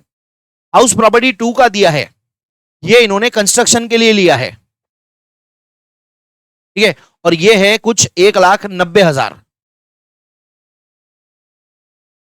ठीक है, और हाउस 3 का दिया है आपको लेट्स से कुछ 80,000 का। ठीक है, तो यहां पे बच्चा क्या गलती करता है?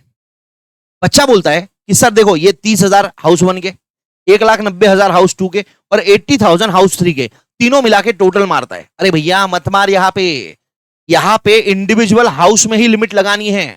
अगर फॉर एग्जाम्पल लेट्स अज्यूम कि नहीं ठीक है जान दो, छोड़ो, 1,90,000 ही रखते हैं। इसको करता हूं मैं 2,50,000 का है, तो मेरे को क्या करना पड़ेगा? ये जो हाउस 3 है ना, इसमें 2,50,000 तो मिल ही नहीं सकता, मैक्सिमम 2 लाख ही मिलता है। ये करना है, ठीक है। मेरे को जो मैंने आपको बताया था ना, 2 सेल्फ ऑक्यूपाइड प्रॉपर्टी के लिए 2 लाख का लिमिट है।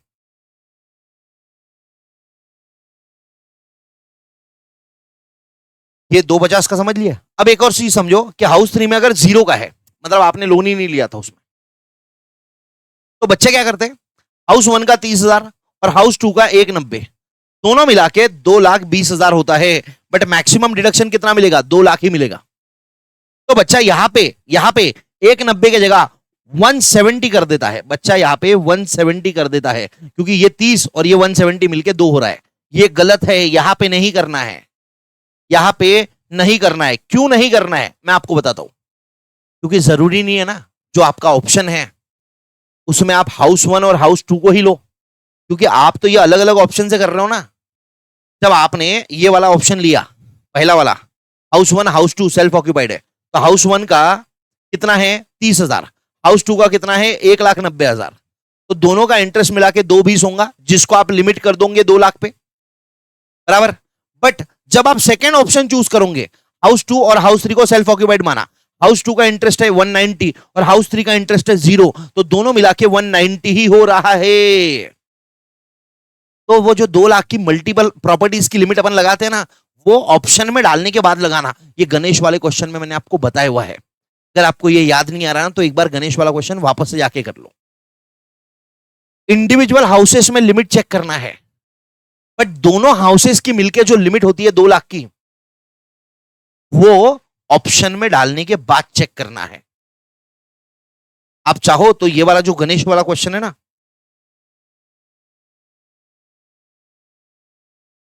इसको फिर से कर लो। यहां पे वो प्रॉब्लम आएगा, देखो 55 और 175, तो ये तो 55 है, रिपेयर के लिए लिया है, तो यहां पे अपन 55 का कर देंगे, 55 नहीं लेंगे, 30,000 लेंगे। बट ये जो करंट ईयर का इंटरेस्ट है परचेस के लिए लिया है 175, इसको 175 ही रखेंगे। अब 175 और 3,30,000 दोनों मिला के हो रहा है 2,05,000। बट क्या ये 2,05,000 को 2 लाख पे लिमिट कर रहा है? इसके लिए 30,000 अगर ये हो गया, तो हाउस 3 का मैक्सिमम 170 का ही मिलेगा, ऐसा बोलूंगा क्या? नहीं, वो तब अब मिलेगा जब हाउस 2 और हाउस 3 को सेल्फ ऑक्यूपाइड मानोगे।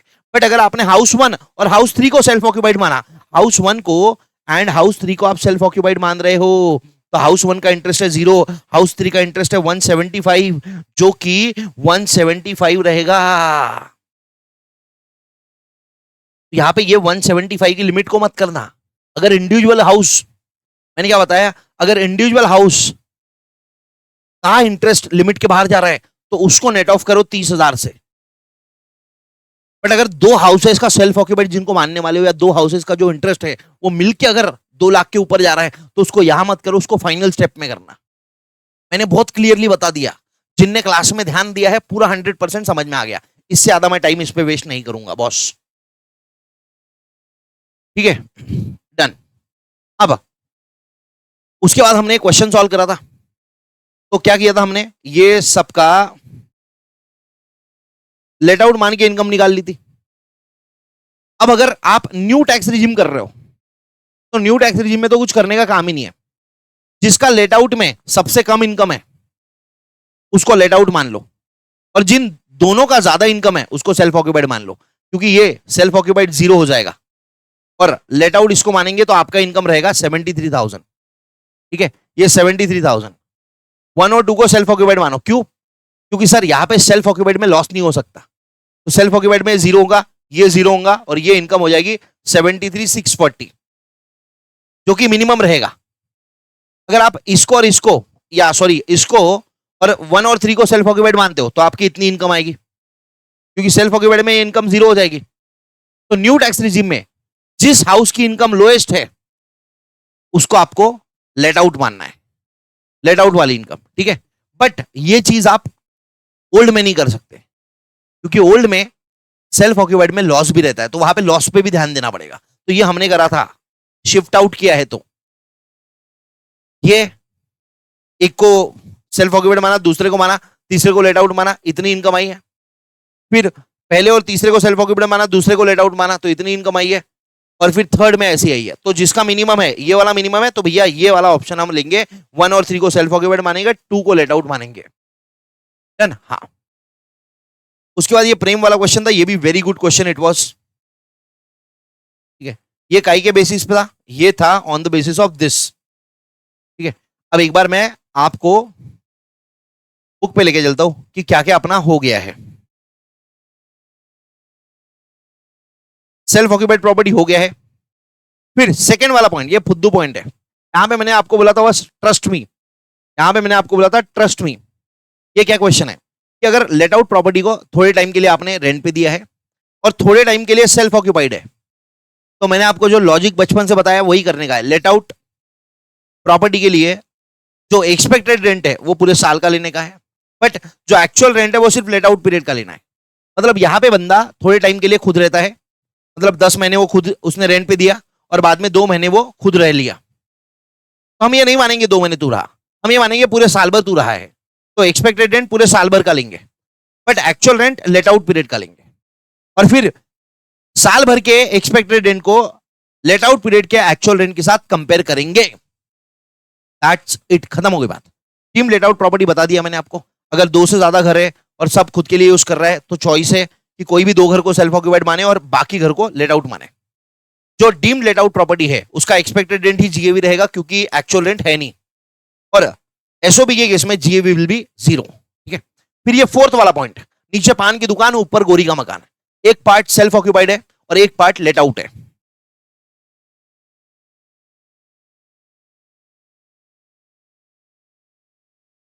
हाँ, अब इसका क्वेश्चन मैं नहीं करवाऊंगा। 1 part is let out and 1 part is self occupied. फिर क्या रहेगा, दिक्कत क्या है? दिक्कत यह है बॉस कि बिल्डिंग एक ही है, बिल्डिंग एक ही है, तो म्युनिसिपल वैल्यू पूरे बिल्डिंग का दिया रहेगा, फेयर रेंट पूरे बिल्डिंग का दिया रहेगा, स्टैंडर्ड रेंट पूरे बिल्डिंग का दिया रहेगा, म्युनिसिपल टैक्स पूरे बिल्डिंग का दिया रहेगा, इंटरेस्ट पूरे बिल्डिंग का दिया रहेगा। ये सारी चीजें पूरे बिल्डिंग की दी रहेगी। बट जो एक्चुअल रेंट है वो सिर्फ लेट आउट पार्ट का दिया रहेगा। लेट एक्चुअल रेंट, अरे आधा पार्ट लेट आउट करा है तो आधी पार्ट का रेंट आएगा ना मुन्ना। तो फिर जब ये पूरे बिल्डिंग का मेरे को इनकम निकालना है ना, तब क्या करूं? तो देखो, जो आधा पार्ट सेल्फ ऑक्यूपाइड है उसके लिए जीएवी 0 ले लो, म्युनिसिपल टैक्स का डिडक्शन नहीं मिलता, एनएवी 0 हो जाएगा। 24 भी एनएवी 0 है तो स्टैंडर्ड डिडक्शन मिलता नहीं, बट इंटरेस्ट का डिडक्शन मिलता है। ये आधा वाला पार्ट मेरा सेल्फ ऑक्यूपाइड है ना, तो मेरे को अभी सिर्फ आधे वाले पार्ट के इंटरेस्ट की बात करना है। तो क्वेश्चन में जो इंटरेस्ट पूरा दिया रहेगा ना 5 लाख का, उसमें से आधा वाला प्रोपोर्शनेट इंटरेस्ट यहां पे रहेगा, आधा इंटरेस्ट। और ये आधे इंटरेस्ट में 30,000 या 2 लाख का लिमिट लगेगा अगर ओल्ड स्कीम है तो, और अगर न्यू स्कीम है तो ये एसओपी वाला जो प्रोपोर्शनेट इंटरेस्ट है उसका डिडक्शन नहीं मिलेगा, ठीक है। फिर ये जो बचा हुआ आधा वाला है, लेट आउट है, उसमें कैसे निकालू? वही नॉर्मल जैसे निकालते हैं, म्युनिसिपल वैल्यू और fair rent which is higher subject to maximum standard rent. But जो क्वेश्चन में ये तीनों चीजें दी रहेंगी ना, ये दी रहेंगी पूरे घर की, अपने को निकालनी है आधे घर की। तो याद रखिएगा, एक्सपेक्टेड रेंट प्रोपोर्शनेट निकालना है ये तीनों का। एक्चुअल रेंट तो भैया सिर्फ लेट आउट पार्ट का दिया रहेगा, तो क्योंकि अपन लेट आउट का ही निकाल रहे तो पूरा लेना है, कोई प्रॉब्लम नहीं है। म्युनिसिपल टैक्स पूरे घर का दिया रहेगा, बट मैं 50% लेट आउट का ही निकाल रहा हूं, तो मेरे को म्युनिसिपल टैक्स भी प्रोपोर्शनेट करना पड़ेगा, एनए भी बराबर आ जाएगा, स्टैंडर्ड डिडक्शन बराबर आ जाएगा। और ये जो 24B का इंटरेस्ट है, ये पूरा इंटरेस्ट दिया है 5 लाख, तो 2.5 लाख इसका इंटरेस्ट है, 2.5 लाख इसका इंटरेस्ट है। बट ये सेल्फ ऑक्यूपाइड में 2.5 लाख का डिडक्शन नहीं मिलेगा, 2 लाख का ही मिलेगा। बट अगर लेट आउट वाला 2.5 लाख का इंटरेस्ट है ना, तो ये पूरा का पूरा इंटरेस्ट का डिडक्शन मिल जाएगा, कोई लिमिट नहीं रहती लेट आउट पार्ट में, चाहे आप ओल्ड हो चाहे आप न्यू हो। और सेल्फ ऑक्यूपाइड में ये इंटरेस्ट पे अगर ओल्ड हो तो 2 लाख का लिमिट है, और अगर न्यू में हो तो 0 है, मिलेगा ही नहीं डिडक्शन। इसका ये पूरा का पूरा क्वेश्चन मैंने करवाया था। अगर ये चीज आपके दिमाग में ध्यान में है और आपका खोपड़ा दिमाग सही जगह पे है तो सिंपल क्वेश्चन है भैया इसका। ये वाला क्वेश्चन था बॉस, गणेश के बाद वाला, प्रेम वाला। 2/3 पोर्शन में वो खुद रहता है और 1/3 पोर्शन उसने रेंट पे दिया है रेसिडेंशियल पर्पस के लिए। तो ये कोई भी पर्पस हो कोई फर्क नहीं पड़ता। क्यों? क्योंकि ये थोड़ी business of letting out of properties on rent पे है। ठीक है, तो ये इसका अपन ने पूरा करा था। सेल्फ ऑक्यूपाइड का 0 मानना है। इंटरेस्ट में लिमिट लगेगा, अगर ओल्ड में है तो, न्यू में है तो नहीं लगेगा, डिडक्शन ही नहीं मिलता। ठीक है, ये आपको बुक में मिल जाएगा क्वेश्चन। ये कॉन्सेप्चुअली ध्यान में लिखना, और जिसको चाहिए इसका आप स्क्रीनशॉट लेके रख दो। अब अगर कोई बच्चा ऐसा है ना जिसने कभी पढ़ा ही नहीं है, ये शब्द आपको सुनाई आएंगे। लॉजिकली अगर सोचो तो एक बिल्डिंग का पूरा वैल्यू दे रखा है यार, मेरे को सिर्फ आधे सेल्फ ऑक्यूपाइड का निकालना है, तो मैं जितना आधा है उसका ही लूंगा। और सेल्फ ऑक्यूपाइड में रहता क्या है? सिर्फ इंटरेस्ट रहता है, बाकी कुछ तो रहता नहीं है, लॉस हो जाता है। और वो इंटरेस्ट भी न्यू में है तो 0 हो गया, ओल्ड में है तो जितना मैं सेल्फ ऑक्यूपाइड वाला इनकम निकाल रहा हूं ना उतने का ही इंटरेस्ट लूंगा ना, पूरे प्रॉपर्टी का थोड़ी इंटरेस्ट लूंगा। सेल्फ ऑक्यूपाइड का अलग निकाल रहा हूं, लेट आउट का अलग निकाल रहा हूं, क्योंकि दोनों पार्ट अलग अलग दे रखे हैं रेंट पे। मतलब आधा रेंट पे दिया, आधे में खुद रह रहे, तो आधे का तो अलग निकलेगा। और सेल्फ ऑक्यूपाइड के केस में लिमिट रहती है। ठीक है, अगर प्रोपोर्शनेट निकालोगे, जैसे 5 लाख का इंटरेस्ट और प्रोपोर्शनेट निकाला 2.5 लाख, बट लिमिट है ना 2 लाख की बॉस। और लेट आउट में क्या प्रॉब्लम होगा? लेट आउट में प्रॉब्लम ये होगा कि ये municipal value, fair rent, standard rent, ये पूरे बिल्डिंग का दिया होगा। तो हमको ये तीनों में से व्हिचएवर इज हायर लेना पड़ेगा, एक्सपेक्टेड रेंट निकालना पड़ेगा। और ये जो एक्सपेक्टेड रेंट मैंने निकाला ये पूरे बिल्डिंग का है, मेरे को सिर्फ 50% का चाहिए, तो मैं एक्सपेक्टेड रेंट को प्रोपोर्शनेट करूंगा। एक्चुअल रेंट सिर्फ लेट आउट वाले पार्ट का रहेगा, कोई प्रॉब्लम ही नहीं है, बराबर। फिर म्युनिसिपल टैक्स ये पूरे बिल्डिंग का दिया रहेगा, मेरे को सिर्फ प्रोपोर्शनेट लेना है। नेट एनुअल वैल्यू आ गया, standard deduction net annual value का ही होता है 30%, तो प्रोपोर्शनेट का कोई लफड़ा ही नहीं है। बट 24B का जो इंटरेस्ट है पूरे घर का दिए हुआ है, मेरे को सिर्फ लेट आउट का निकालना है, तो भैया प्रोपोर्शनेट करना पड़ेगा। बट क्योंकि ये लेट आउट है तो इसमें कोई लिमिट नहीं रहेगा, कोई न्यू स्कीम ओल्ड स्कीम का लफड़ा नहीं रहेगा, दोनों स्कीम में सेम मिलेगा। बात खत्म हो गई क्या?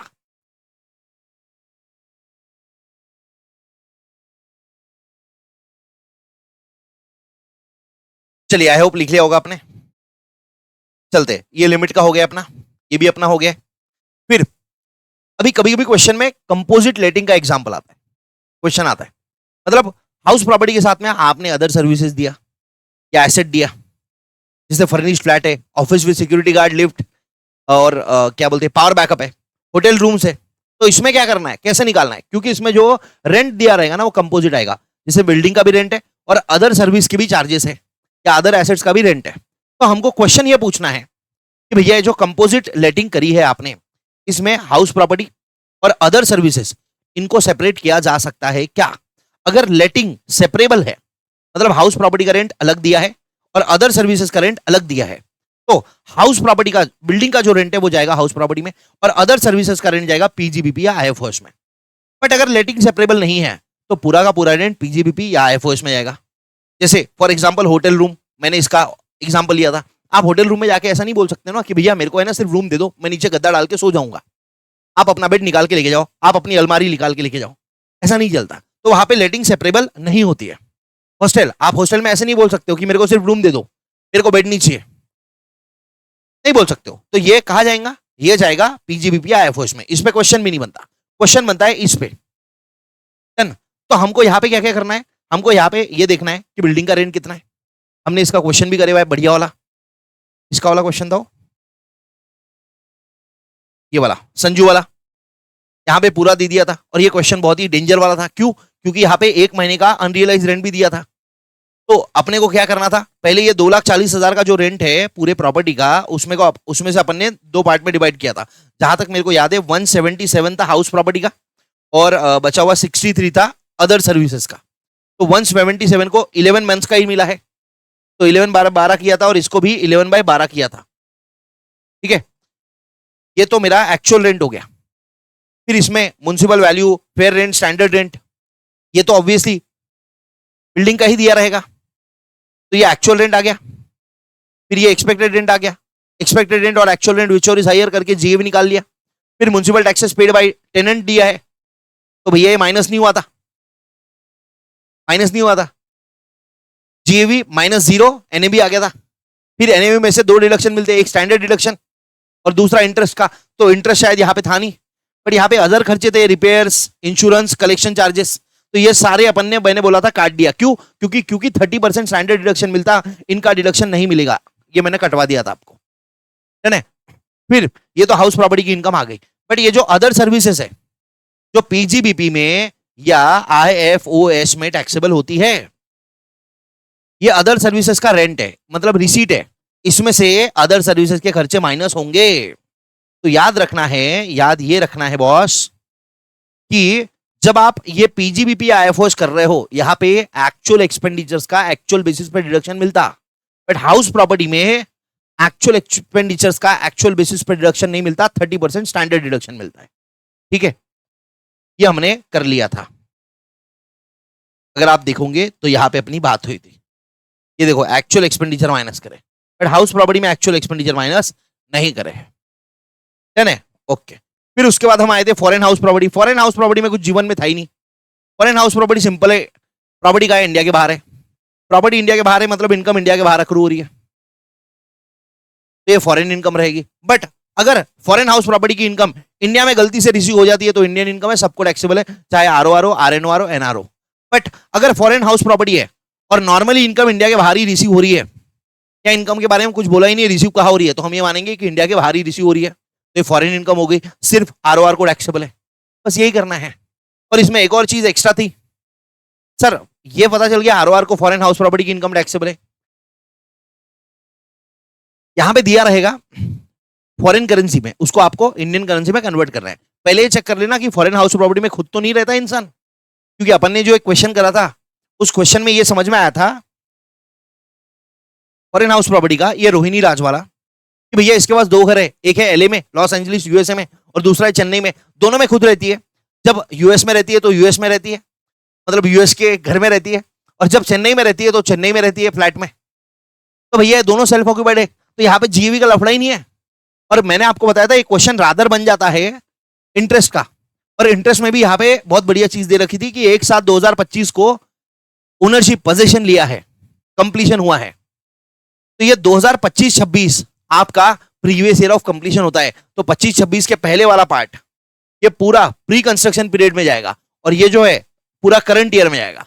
जिस बच्चे को ये समझ में नहीं आता ना, ये जो डेट है 1/7/2025, इसको नहीं, इसके प्रीवियस ईयर को कंसीडर करते हैं, वो बच्चा क्या करेगा, ये वाला इंटरेस्ट और ये वाला इंटरेस्ट, 30/6/2025 तक का इंटरेस्ट, ये दोनों इंटरेस्ट प्री कंस्ट्रक्शन पीरियड में डालेगा, जो कि गलत हो जाएगा। मैंने आपको ये बताया था।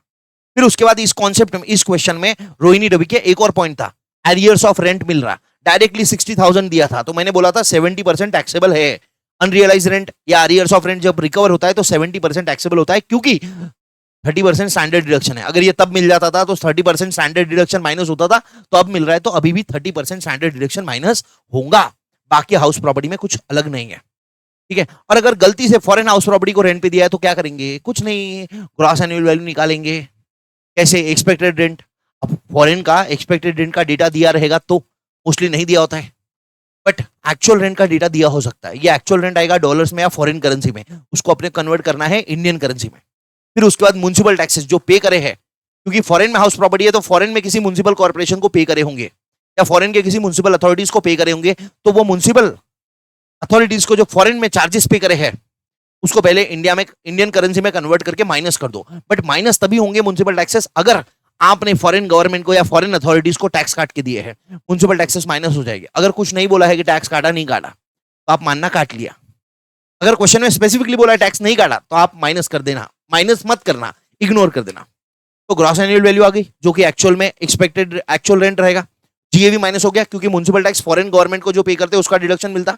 एनएबी आ गया, एनएबी में से 30% स्टैंडर्ड डिडक्शन मिलेगा, फॉरेन हाउस प्रॉपर्टी में मिलेगा। और अगर लोन लिया है तो उसका भी डिडक्शन मिलेगा। और लोन अगर इंडिया के बाहर से लिया है तो जो इंटरेस्ट इंडिया के बाहर पे कर रहे हैं उस पर भी टैक्स काटना पड़ेगा। बाकी इनकम कैलकुलेशन जैसा नॉर्मली होता है वैसे ही होगा, बस यहाँ पे डॉलर्स में दिया रहेगा, डॉलर को आपको रुपीज में कन्वर्ट करना है, बात खत्म हो गई, ठीक है। उसके बाद आती है को ओनरशिप वाली बात। को ओनरशिप में एक ही बात ध्यान में रखनी है, कौन सी? यहां पे मैंने आपको बताया था कि जो इंटरेस्ट का लिमिट है ना 30,000 या 2 लाख, वो असेसी वाइज है। एक बंदे को मैक्सिमम जो हाउस प्रॉपर्टी का लॉस हो सकता है वो है 2 लाख। अगर एक ही बंदे के पास 2 सेल्फ ऑक्यूपाइड प्रॉपर्टी है तो दोनों मिला के 2 लाख का लिमिट है। एक बंदे के पास आधी सेल्फ ऑक्यूपाइड प्रॉपर्टी है तो भी उसके लिए 2 लाख का ही लिमिट है। ठीक है, तो यहां से को ओनरशिप का कॉन्सेप्ट चालू होता है। को ओनरशिप मतलब एक प्रॉपर्टी में 2 बच्चे, तो हिस्से हैं, क्या होगा? अब ये 2 हिस्से मिला के इसका आपने जो क्वेश्चन करा है वो तो बहुत रौद्र था, खूंखार क्वेश्चन था। 8 यूनिट्स, 2 यूनिट में सेल्फ ऑक्यूपाइड है, 6 यूनिट लेट आउट है, 25%, 75% वो निकालना, आपको अगर याद होगा तो। ये 2 ब्रदर्स अरुण एंड विमल, इसी का है ना, इसी का एक अपडेटेड वर्जन, अपडेटेड मतलब कॉपी वर्जन आया। 2 brothers Rohit and Virat, Rohit and Virat का क्वेश्चन मिल जाएगा आपको कहीं ना कहीं, देख लेना। बाकी सब कुछ डेटा सेम है ऑलमोस्ट, कि भैया जो लेट आउट प्रॉपर्टी है वो 4 महीना वैकेंट थी, एक आदमी जॉब के लिए बाहर गया था तो वो ऑक्यूपाई नहीं कर पाया, अगर ऑक्यूपाई नहीं कर पा रहे हो तो अनऑक्यूपाइड है, इसका कोई फर्क नहीं पड़ता है। ठीक है, बट वैकेंसी रही तो फर्क पड़ता है। ठीक है, खैर सर वैकेंसी रही तो फिर वो देखना पड़ेगा क्या, एक्सपेक्टेड रेंट, एक्चुअल रेंट। अगर ये इतना बड़ा क्वेश्चन है ना तो यहाँ पे वैकेंसी वाले क्वेश्चन का लफड़ा नहीं रहेगा, यहाँ पे obviously actual rent would be greater than expected rent, और नहीं भी रहा तो निकाल सकते हैं, मैंने आपको क्लास में बता रखा है। ठीक है, तो कोनरशिप में क्या करें सर? कोनरशिप में सिंपल है, देखना है कि भैया प्रॉपर्टी में खुद रह रहे, सेल्फ ऑक्यूपाइड है या लेट आउट है। अगर को ओनरशिप वाली प्रॉपर्टी है मतलब एक भाइयों की 2 घर है, एक भाइयों की 2 बीवी नहीं है, एक भाइयों के सॉरी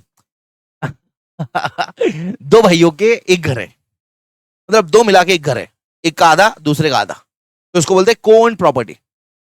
अब अगर दोनों ने लेट आउट कर दिया है, रेंट पे दे दिया है, तो क्या करना है? कुछ भी नहीं करना है, नॉर्मल कैलकुलेशन करना है जैसे करते आ रहे हो।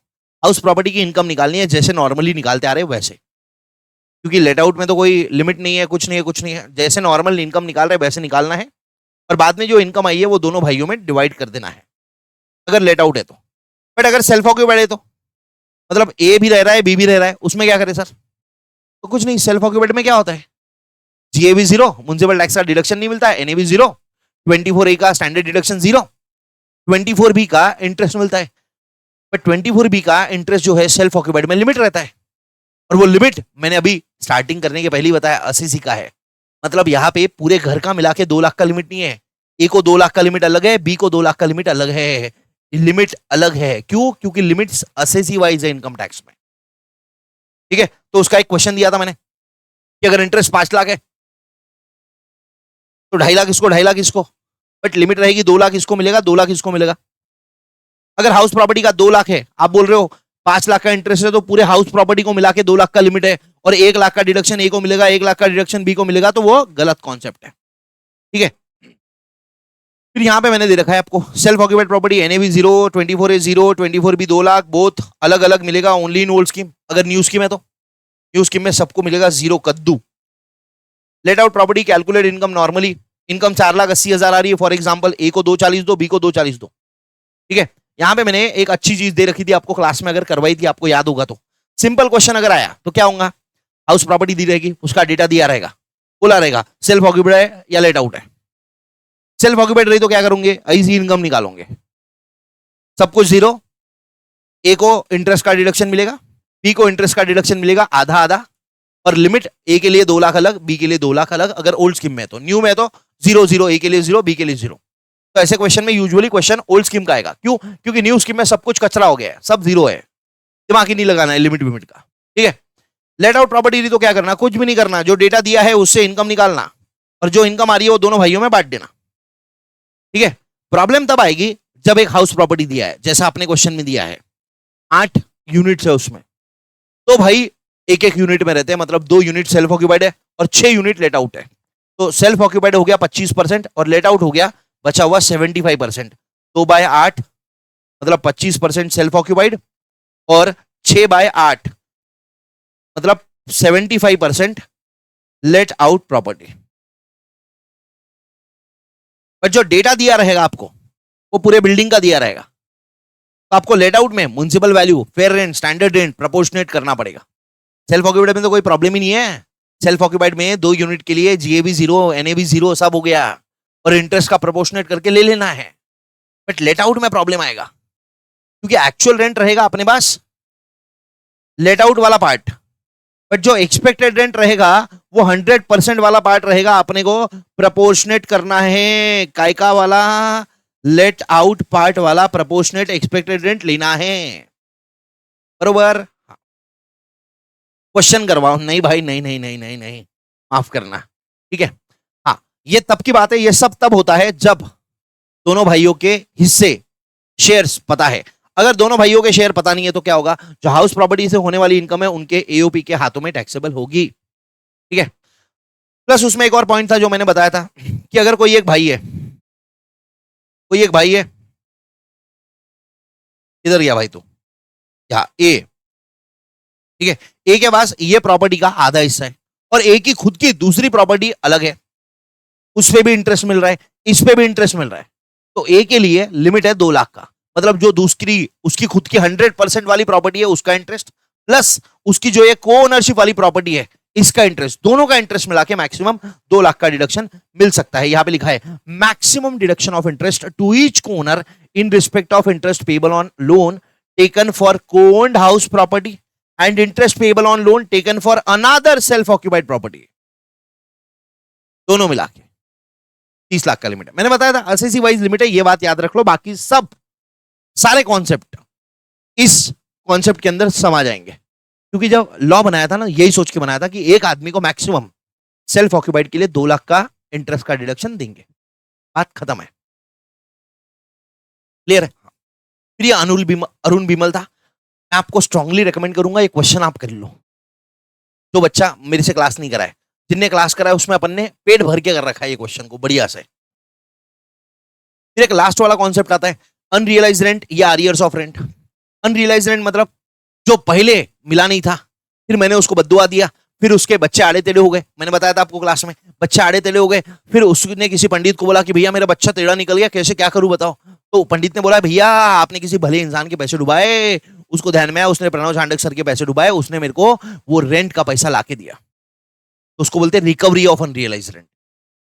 तो जो पैसा अभी मेरे को टैक्स मिला है उसका 70% ही टैक्सेबल रहेगा, क्योंकि अगर ये पैसा ओरिजिनल टाइम पे मिलता था तो 30% का डिडक्शन मिलता था, तो 70% ही रिकवरी टैक्सेबल रहती है। एरियर्स ऑफ रेंट मतलब ओनर और टेनेंट में झगड़ा चल रहा है, ठीक है, और टेनेंट बोल रहा है नहीं बढ़ाऊंगा, ओनर बोल रहा है बढ़ाऊंगा, काहे बोलूं मैं, कहाँ है भाई, ये बुक में होगा, चलो ना बता दो। ओनर बोल रहा है नहीं बढ़ाऊंगा, ओनर बोल रहा है 10,000, सॉरी टेनेंट बोल रहा है 10,000, ओनर कह रहा है 15,000, पर टेनेंट माना ही नहीं, ओनर ने केस डाल दिया, फिर कोर्ट में केस चला, 5 साल बाद फैसला आया कि भैया 15,000 का रेंट होना चाहिए, तो इसने 1 साल का, 1 महीने का 5,000, साल भर का 60,000, 3 लाख रुपए का अरियर्स ऑफ रेंट पे किया मेरे को 5 साल बाद। तो जिस साल ये 3 लाख मिला उस साल टैक्सेबल रहेगा, बट कितना, इसका सिर्फ 70% ऑफ द अमाउंट टैक्सेबल रहेगा, वो भी जब मिला तब। क्यों, क्योंकि अगर ये 3 लाख तब मिलता था ना तो इस पे 30% का स्टैंडर्ड डिडक्शन मिलता था, ठीक है। अब जिस साल आपको ये अनरियलाइज रेंट मिल रहा है या आपको अरियर्स ऑफ रेंट मिल रहा है, उस साल आपके पास हाउस प्रॉपर्टी या बिल्डिंग का ओनरशिप होना जरूरी नहीं है। Ownership of such house property in the previous year of receipt is not relevant, ठीक है। यहां तक सब बता देते, इसके बाद में जो मैं बताता हूं, यहां पे आ जाऊं, बस हार्डली 10 मिनट में खत्म हो जाएगा। टैक्सेबल अमाउंट 70% है, डिडक्शन 1 लाख रुपए का अनरियलाइज रेंट था, अगर मेरे को पूरा 1 लाख का डिडक्शन मिला है, अगर मेरा पूरा 1 लाख माइनस हुआ है, 1 लाख पे कम टैक्स लगा है, तो भैया जब रिकवरी होगी 1 लाख की पूरे पे टैक्स ले लेना, ठीक है। सर 1 लाख पे वो 30% का डिडक्शन, अरे वो बाद में मिलता रे भाई, बट 1 लाख पूरा टैक्सेबल होगा, उसमें से सॉरी 1 लाख पूरा अमाउंट रहेगा इनकम का, उसमें से 70% टैक्सेबल रहेगा, ठीक है। बट आगे अगर बात करें अपन, कभी अगर ऐसा हुआ कि मेरे को 1 लाख का अनरियलाइज रेंट है और उसमें से कुछ अमाउंट मेरा ऑलरेडी टैक्स हो चुका है, जैसे फॉर एग्जांपल 1 लाख का अनरियलाइज रेंट था, जिसमें से मेरे को सिर्फ 60,000 का डिडक्शन मिला, 40,000 पे ऑलरेडी टैक्स लग चुका है। क्यों लग चुका है, क्योंकि उस साल ये सिनारियो था, उस साल ये सिनारियो था, मेरा एक्चुअल रेंट बनता था, मेरा एक्चुअल रेंट था 50,000 पर मंथ इंटू अगर 12 महीने का रहता था तो आता था 6 लाख, बट 2 महीने का अनरियलाइज रेंट था तो मेरा एक्चुअल रेंट हुआ 5 लाख, बट मेरा जो एक्सपेक्टेड रेंट था ना वो ला था 5,40,000, तो जीएवी कितना होगा 5,40,000, मतलब 6 लाख में से मेरे को खर्चा कितना, डिडक्शन कितना मिला, 5,40,000 का ही मिला। इसका मतलब क्या है, 60,000 का ही डिडक्शन मिला है, 1 लाख में से सिर्फ 60,000 का डिडक्शन मिला है, 40,000 ऑलरेडी टैक्स्ड है। तो जब रिकवरी होगा ना तो आ मत जाना टैक्स मांगने गरीबों, 40,000 तक की रिकवरी पे टैक्स मांगने मत आना, 40,000 के ऊपर का जो पैसा आएगा ना उस पे टैक्स मांगना, क्योंकि 40,000 पे तुम ऑलरेडी टैक्स ले चुके हो। ठीक है, अब देखो रिकवरी हुआ पूरा 1 लाख का, तो पहला 40 माफ क्योंकि ऑलरेडी टैक्स हो चुका था, 60,000 पे टैक्स लगेगा। 90,000 का रिकवरी हुआ, पहला 40 पे नहीं लगेगा, अगले 50 पे लगेगा। 70,000 का रिकवरी हुआ, पहले 40 पे नहीं लगेगा, अगले 30 पे लगेगा। 30,000 का रिकवरी हुआ, कुछ भी टैक्सेबल नहीं है, कुछ भी टैक्सेबल अमाउंट नहीं है, जीरो टैक्स है। क्यों? क्योंकि भैया आपने ऑलरेडी 40,000 पे टैक्स ले लिया था, उसमें 30,000 ही रिकवर हुआ है, ये अमाउंट पे ऑलरेडी मैं टैक्स दे चुका हूं बेटा। ठीक है ना, यही करवाया था मैंने तुमको क्लास में। और ये जो अमाउंट है ना ये पुराने, इसका 70% इनकम मानी जाती है। ठीक है, देखो पीसी नोट में क्या लिखा है, जितना अमाउंट ऑलरेडी टैक्स्ड है अनरियलाइज रेंट से, उतने अमाउंट तक का रिकवरी टैक्सेबल नहीं होगा, उसके ऊपर का ही रिकवरी टैक्सेबल होगा। ठीक है, फिर सर मैं ना ऐसे कॉन्सेप्चुअली इतना तगड़ा नहीं हूं सर, मेरे को रटवा दो, हाँ लो ना सर। ऑलरेडी टैक्स्ड कैसे निकालेंगे? तो expected rent minus actual rent निकालना। बट ये तो बहुत कंसेप्चुअल बात हो गई है, क्वेश्चन में इतना पूरा कहानी थोड़ी दे सकते, क्वेश्चन में तो एक छोटा सा पॉइंट दे देते। ठीक है, बट कॉन्सेप्ट एक बार पढ़ लो, जितना अनरियलाइज रेंट का पहला डिडक्शन नहीं मिला है, मतलब जिस पे ऑलरेडी टैक्स हो चुका है, उतने अमाउंट तक का रिकवरी टैक्सेबल नहीं होगा, उसके ऊपर का टैक्सेबल होगा। ये मैंने हिंदी में अपने बुक में डाल रखा है। अब जब हम आए थे इस क्वेश्चन पे, कौन से वाले, रोहिणी रवि, देखो रोहिणी रवि को अरियर्स मिला है 60,000 का, तो 60,000 का 70% 42,000 उसके इनकम में टैक्सेबल हो जाएगा, जो कि आपको यहां पे दिख रहा है, अरियर्स 25 है 42,000। ठीक है, फिर वो जो संजू वाला क्वेश्चन था, ये संजू वाला क्वेश्चन इसमें भी था, ये यहां पे नीचे प्रीवियस ईयर 23-24 में संजू को अनरियलाइज रेंट 20,000 का डिडक्शन उसने क्लेम किया था, जिसमें से उसको 15,000 का ही डिडक्शन अलाउड है। 20 में से 15 का डिडक्शन मिला है, मतलब 5,000 का डिडक्शन नहीं मिला, मतलब 5,000 ऑलरेडी टैक्स्ड है। तो जब रिकवरी होगा, जो ये केस में हुआ है 9,000 का, तो उसमें से पहले 5,000 पे टैक्स लग चुका है, अगले 4,000 पे ही टैक्स लगेगा, और वो भी 4,000 का 70%, 2,800 रुपए ही इनकम मानी जाएगी। और क्योंकि 70% पे टैक्स लग रहा है, तो अगर क्वेश्चन में ऐसा दिया है ना कि रिकवरी के लिए खर्चे करे हैं 1,000, उसका डिडक्शन दो, नहीं मिलता, ऑलरेडी 30% आपको माइनस करके ही लगाए है ना, तो ये अपना 2800 का आ गया था। ठीक है, फिर ये नीचे नोट मैंने अपने लैंग्वेज में लिखा था, ये 15,000 का रेंट डिडक्शन मिला था, मतलब 5,000 का नहीं मिला था, तो हम ये बोल सकते हैं कि भैया 5,000 पे टैक्स लग गया है, तो अभी अगर रिकवरी होती है तो पहले 5,000 पे टैक्स नहीं लगेगा, 5,000 के ऊपर का ही टैक्सेबल रहेगा, और वो भी उसमें से 30% डिडक्शन मिलेगा। ये मैंने हिंदी में अपने हाथों से शब्दों से लिख के दिया था। ठीक है, डन। चलो मेरे हिसाब से पूरा हो चुका है, अभी क्या बचा है, अनरियलाइज रेंट हो चुका है, हाँ। फिर ये अनरियलाइज रेंट का जो माइनस होता है एक्चुअल रेंट में से, उसके लिए 4 कंडीशन है, रूल 4 ये 4 कंडीशन देता है। पहला, टेनेंसी बोनाफाइड होना, दूसरा टेनेंट ने आपकी प्रॉपर्टी वैकेट कर दिया है या फिर आपने स्टेप्स लिया है उससे प्रॉपर्टी वैकेट करवाने की, तीसरा टेनेंट आपके किसी और प्रॉपर्टी में नहीं होना चाहिए, और चौथा आपने रीजनेबल स्टेप्स लेनी चाहिए लीगल प्रोसीडिंग चालू करने के लिए, या फिर एओ को भरोसा दिलवा दो, एओ को सेटिस्फाई करवा दो कि लीगल प्रोसीडिंग यूजलेस रहेगी। फिर ये लास्ट वाला पॉइंट है, house property held as stock in trade, ये रियल एस्टेट वाले लोगों के लिए है। ठीक है, यहां पे कुछ चीजें थी, अगर मैं खुद के बिजनेस के लिए बिल्डिंग यूज करता हूं तो हाउस प्रॉपर्टी में कोई ट्रीटमेंट नहीं होगा। आपको क्या करना है, ऐसा क्वेश्चन दिखेगा आपको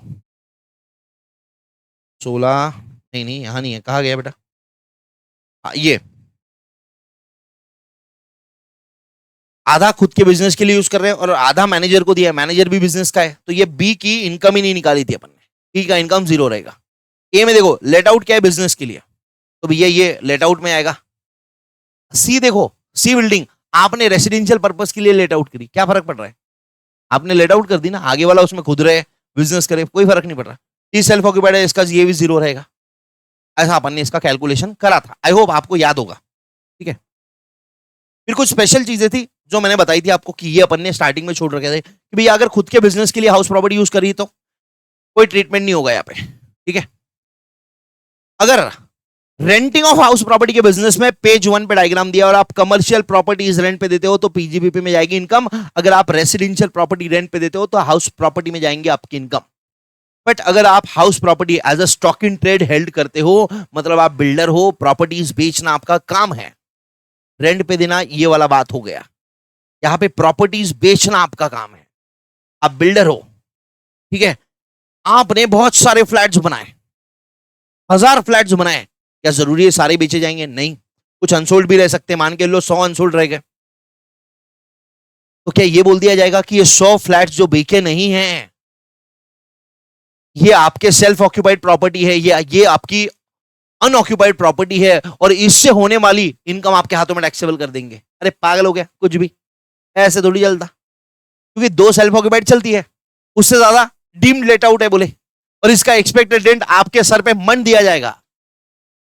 तो उसके लिए बिल्डर को रिलैक्सेशन दिया है कि भैया जिस प्रीवियस ईयर में इस रेसिडेंशियल कॉम्प्लेक्स का कंप्लीशन सर्टिफिकेट आया, वो प्रीवियस ईयर खत्म होने के बाद, प्रीवियस ईयर ऑफ कंप्लीशन देखना है, डेट ऑफ कंप्लीशन नहीं नालायको। जिस प्रीवियस ईयर में कंप्लीशन हुआ, जैसे 15 जनवरी 2026 को कंप्लीशन हुआ, तो ये कौन सा साल है? 25-26। तो ये कब आ रहा है, खत्म हो रहा है 31 मार्च 2026 को। यहां से 2 साल तक 31 मार्च 2028 तक आपके लिए, मतलब ये बिल्डर लोग के लिए एनएवी 0 रहेगा। बट एक कंडीशन है कि जो अनसोल्ड फ्लैट्स है ना, उनको आपने रेंट पे नहीं देना चाहिए।